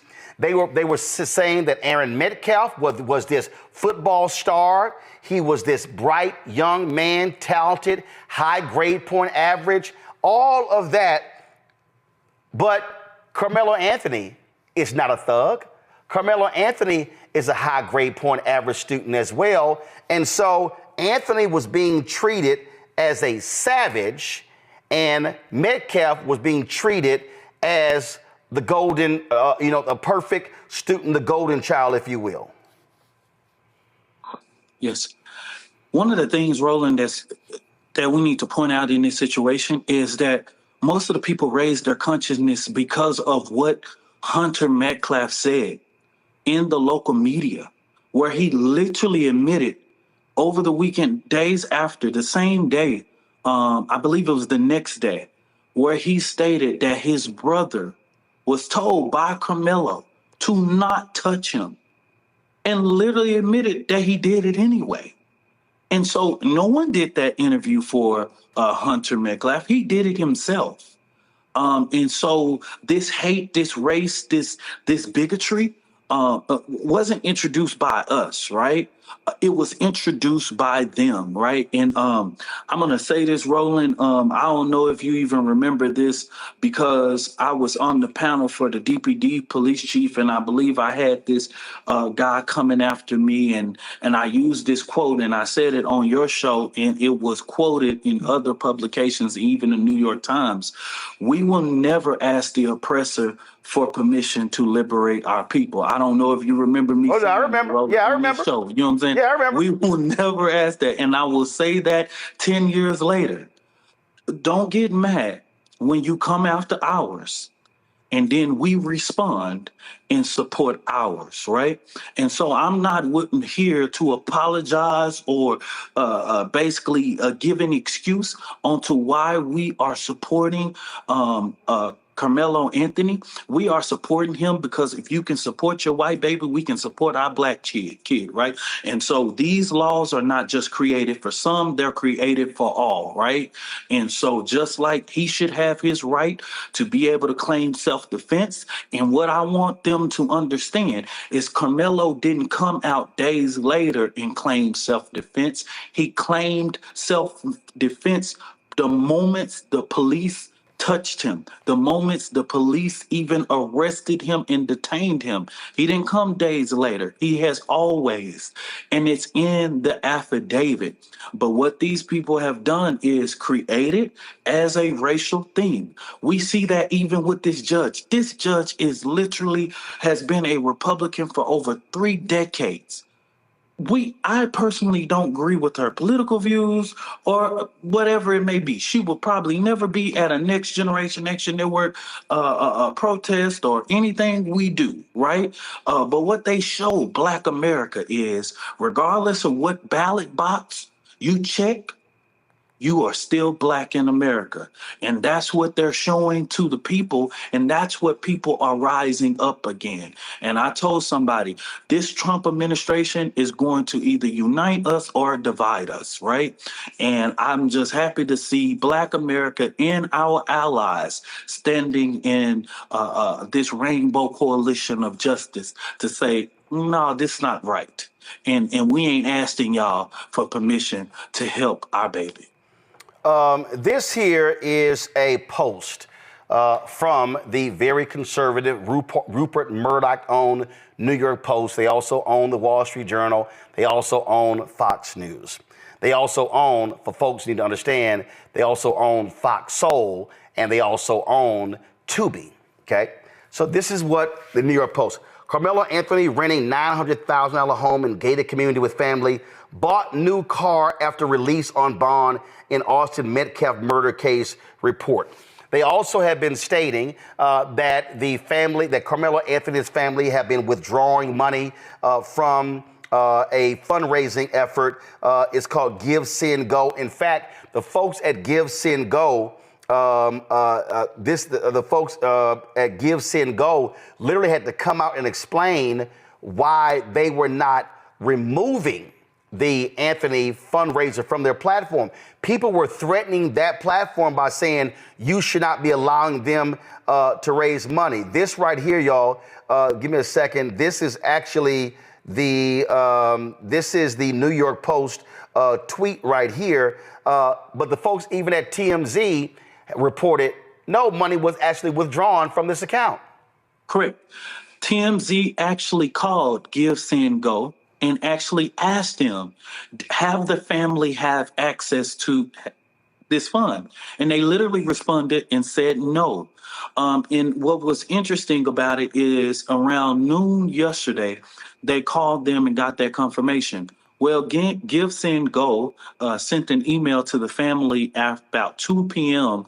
Central Standard Time, notifying that they could actually start the process of withdrawing the funds, which everybody know, even withdrawing, it takes a few days to even hit your account.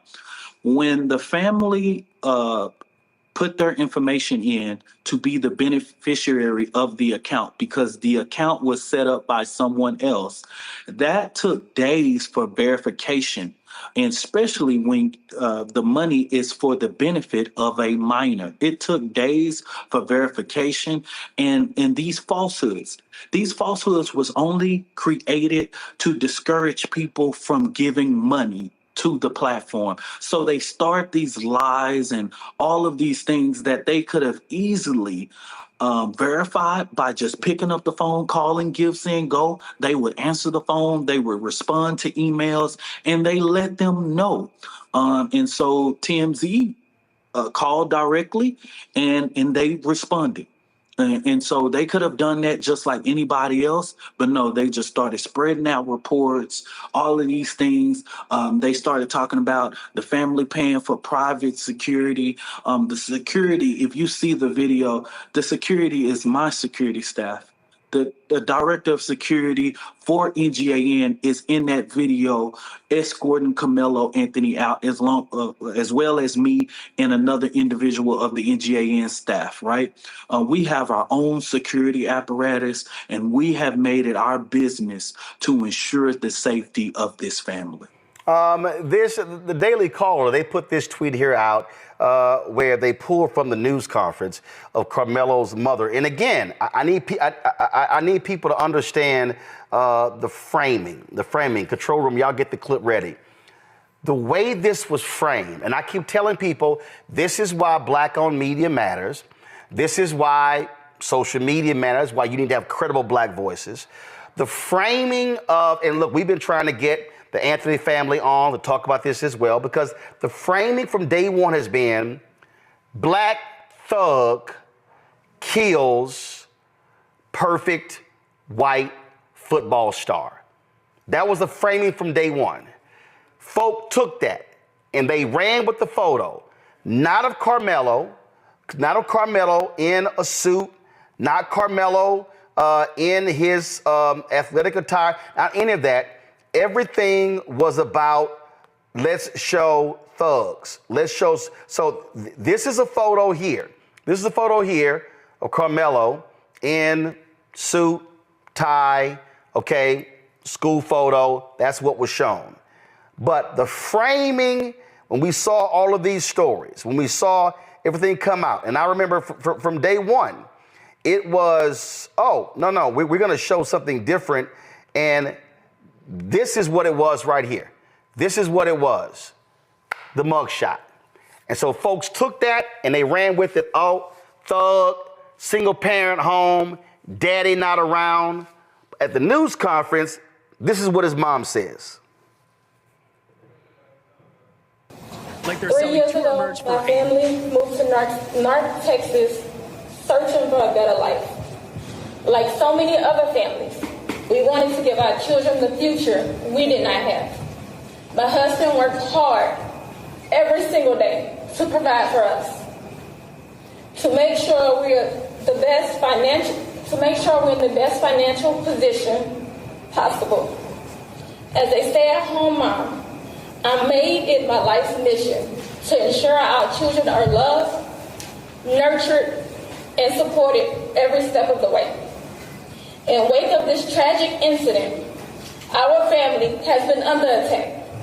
Whatever you think what happened between Carmelo and the Metcalf boys, my 3 younger children, my husband, and I didn't do anything to deserve to be threatened, harassed, and lied about.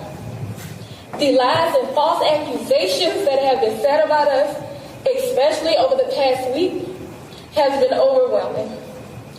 The lies and their amplification put my family in danger, as well as everyone in our community, everyone involved in the investigation, from the police, the attorneys, and the court staff.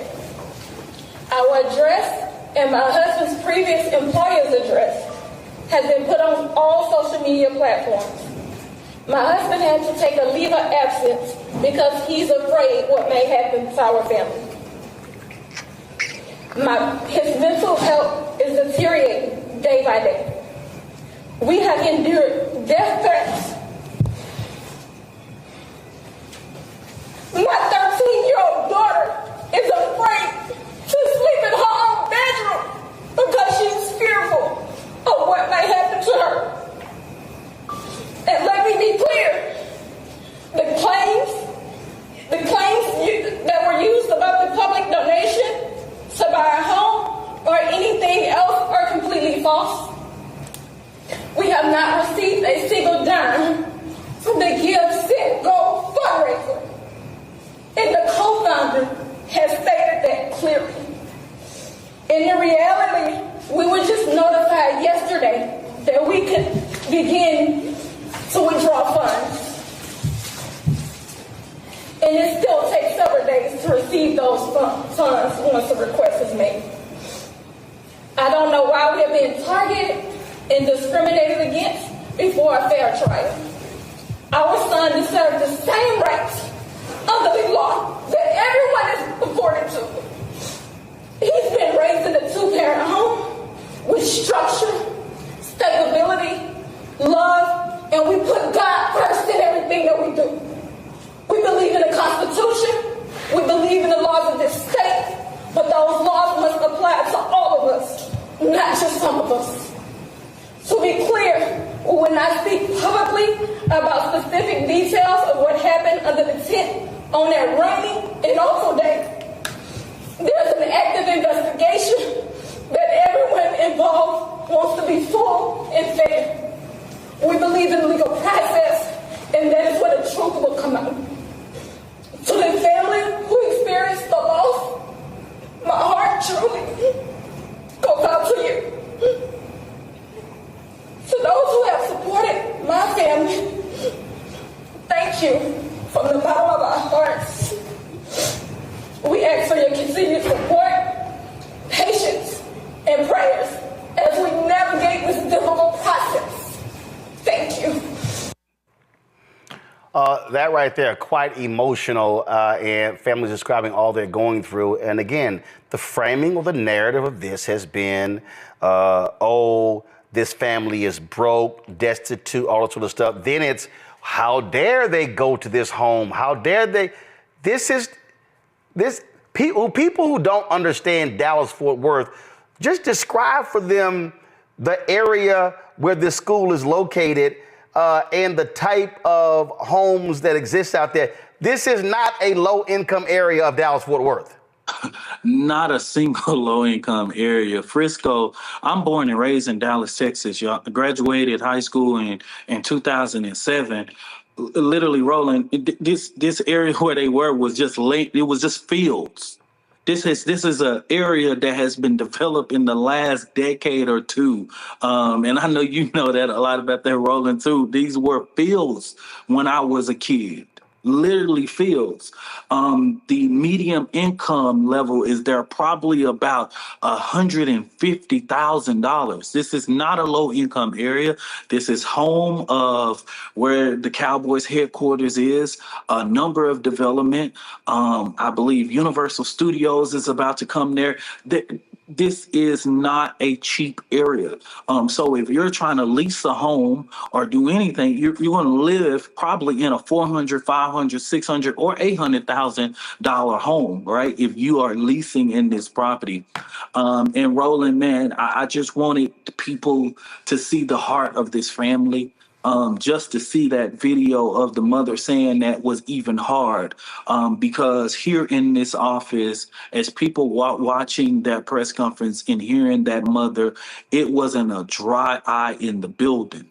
And especially for people who know Kayla Hayes and know this quiet woman and soul, and that just came from the bottom of her heart, and just the pain, the fear, I've been there to see the pain, the fear of these children and the things that they have had to experience with this situation. And I just want people to understand, The hate hadn't been coming from here. We didn't create it. Or we cannot pull a black card. The reality, that's our reality. That's what we live through every day. We can't pull our reality, right? And we ain't gonna apologize for being yet black in America. We ain't gonna apologize for that. And I think what you said, Roland, is important because that's what set the outrage of most people in America, black people particularly, about this case to say, hold up, wait a minute now. Y'all going too hard. And then young people started to post that even knew Carmelo Anthony, right? And was saying, Carmelo is not this. Carmelo is a 3.5. His colleagues started standing up for him on social media, right? The kids, the overwhelming support. That's the reason why we told everybody we could not talk about the nuances of the case because it's so involved. Every last witness to this situation is a minor. We cannot release we can't release the information around it because there were no adults in that proximity of that area, right? All of the witnesses to this are minors. And that's one of the things we wanted to give clarity to today, to make sure people understood the facts, because there's so many different moving parts. But as soon as I release one of those kids' name or even an inkling around it, I become legal liability civilly and criminally. Just for folks who are watching, just so they can understand, again, how this is being played out. I'm trying to connect here. If you go to Twitter, and I call it Twitter, you go to Twitter and you type in I do too. Carmelo Anthony Mug, Karmelo Mug. We're having a connection problem. What you will see is mostly white conservative accounts, angry, mad, and upset. There we go. Look at this. Carmelo Anthony's family has no shame, allegedly selling Justice for Carmelo t-shirts for $25 to profit off his killing of Austin Metcalf while flaunting a $150,000 Cadillac Escalade and a $3,000 a month gated community rental. Does this send the wrong message? And then you see disgusting, the family of alleged murderer Carmelo Anthony. Then, of course, it's no shock you got black conservative grifter Brandon Tatum. What does he post? When a community celebrates the accused instead of mourning the victim, it's a sign of serious cultural rot. This merch launch for Carmelo Anthony is shameful and deeply concerning for what lies ahead for the black community. Here's why. And then, of course, he goes on, and we all know Brandon Tatum, it will be as anti-black as you can get because he's grifting off of MAGA. And here's somebody respond to him right here saying, if it is self-defense, stand your ground applies in Texas, and it is you who is wrong. So what Brandon Tatum is saying is, he's saying celebrating the accused. So what Brandon Tatum, Dominique, and all these other white conservatives, what they are saying is that if you are accused of a crime, you don't get the same benefit as George Zimmerman. You don't get the same benefit as Kyle Rittenhouse, who they celebrated and raised money for. They're like, oh no, Carmelo Anthony is guilty until proven innocent. So therefore, he's the murderer. So he shouldn't get due process. The family should not. People shouldn't be giving money to a defense fund. And again, their framing is that this black thug killed a perfect football star who's white. That's the framing of this. And that's how this thing is played out in media and social media. Correct. It is. And yet Twitter is yet, because of the oligarch that owns it now, is yet a nesting breed for yet extremists to yet just go in and command the algorithms and just put a whole bunch of different things. That's the reason why our organization don't even check that stuff, don't even do anything on that yet platform. because of the simple fact that we know that that is a nesting ground for conservative, right-wing extremists and hateful people to use that platform to put out disinformation. And they've been doing this they've been doing this ever since this platform was purchased by Elon Musk. But at the end of the day, I think that people are really understanding exactly what's going on. And that's the reason why we felt like it was important for us to have this press conference today to say, listen, what we ain't supposed to do is literally allow you to attack, discredit, destroy our Black baby. These platforms have been used to raise $2 million for Kyle Rittenhouse and a whole lot of people before Carmelo Anthony's fundraiser was on there, right? And if he can raise $2 million, why can't our baby raise $500,000 for his legal defense, right? And so the reality is people are seeing this double standard, and it's clear. They don't feel like these laws that were created, that many of us was there in the Texas legislature saying, hey, you don't need to allow permitless carry. We don't need stand your ground laws. We don't need them. But you kept them on the book. And yet, since you kept them on the book, it ain't just for you. It's for all of us. And that's just what it is. That's final. I don't want to. You kept them on the book when we fought to make sure that George Zimmerman was held accountable for the death of Trayvon Martin. You kept them on the book. We testified in the Texas legislature, in the Florida legislature, in many legislatures that I know personally. I have traveled to speak against stand your ground laws and all these different types of things. But since you kept them on the book, I don't care about what you're trying to say now. These laws are for everyone.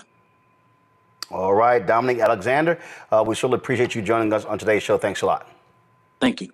Hello, I'm Isaac Hayes III, founder and CEO of Fanbase. Listen to what I'm about to tell you. The window to invest in Fanbase is closing. We've raised over $10.6 million of our $17 million goal. That means there's room for less than 6,370 people to invest in Fanbase for the average amount. The minimum to invest in Fanbase right now is $399. That makes you an owner in Fanbase today. Go to startengine.com/fanbase to invest. Why? Because current social apps have taken advantage of users for far too long, with content suppression, shadow banning, harmful racist content, and no real tools for monetization and equity. Fanbase has over 1.4 million users and counting, allowing anyone to reach all their following and monetize their content from day one. Social media is the new TV, and whoever owns the apps that distribute that content have the opportunity to own potential billion-dollar companies. While big platforms with uncertain futures are failing to serve their users, Fanbase is stepping up to fill the gap. Don't wait until it's too late. Invest now, invest for yourself and your future. Go to startengine.com/fanbase and own the next generation of social media.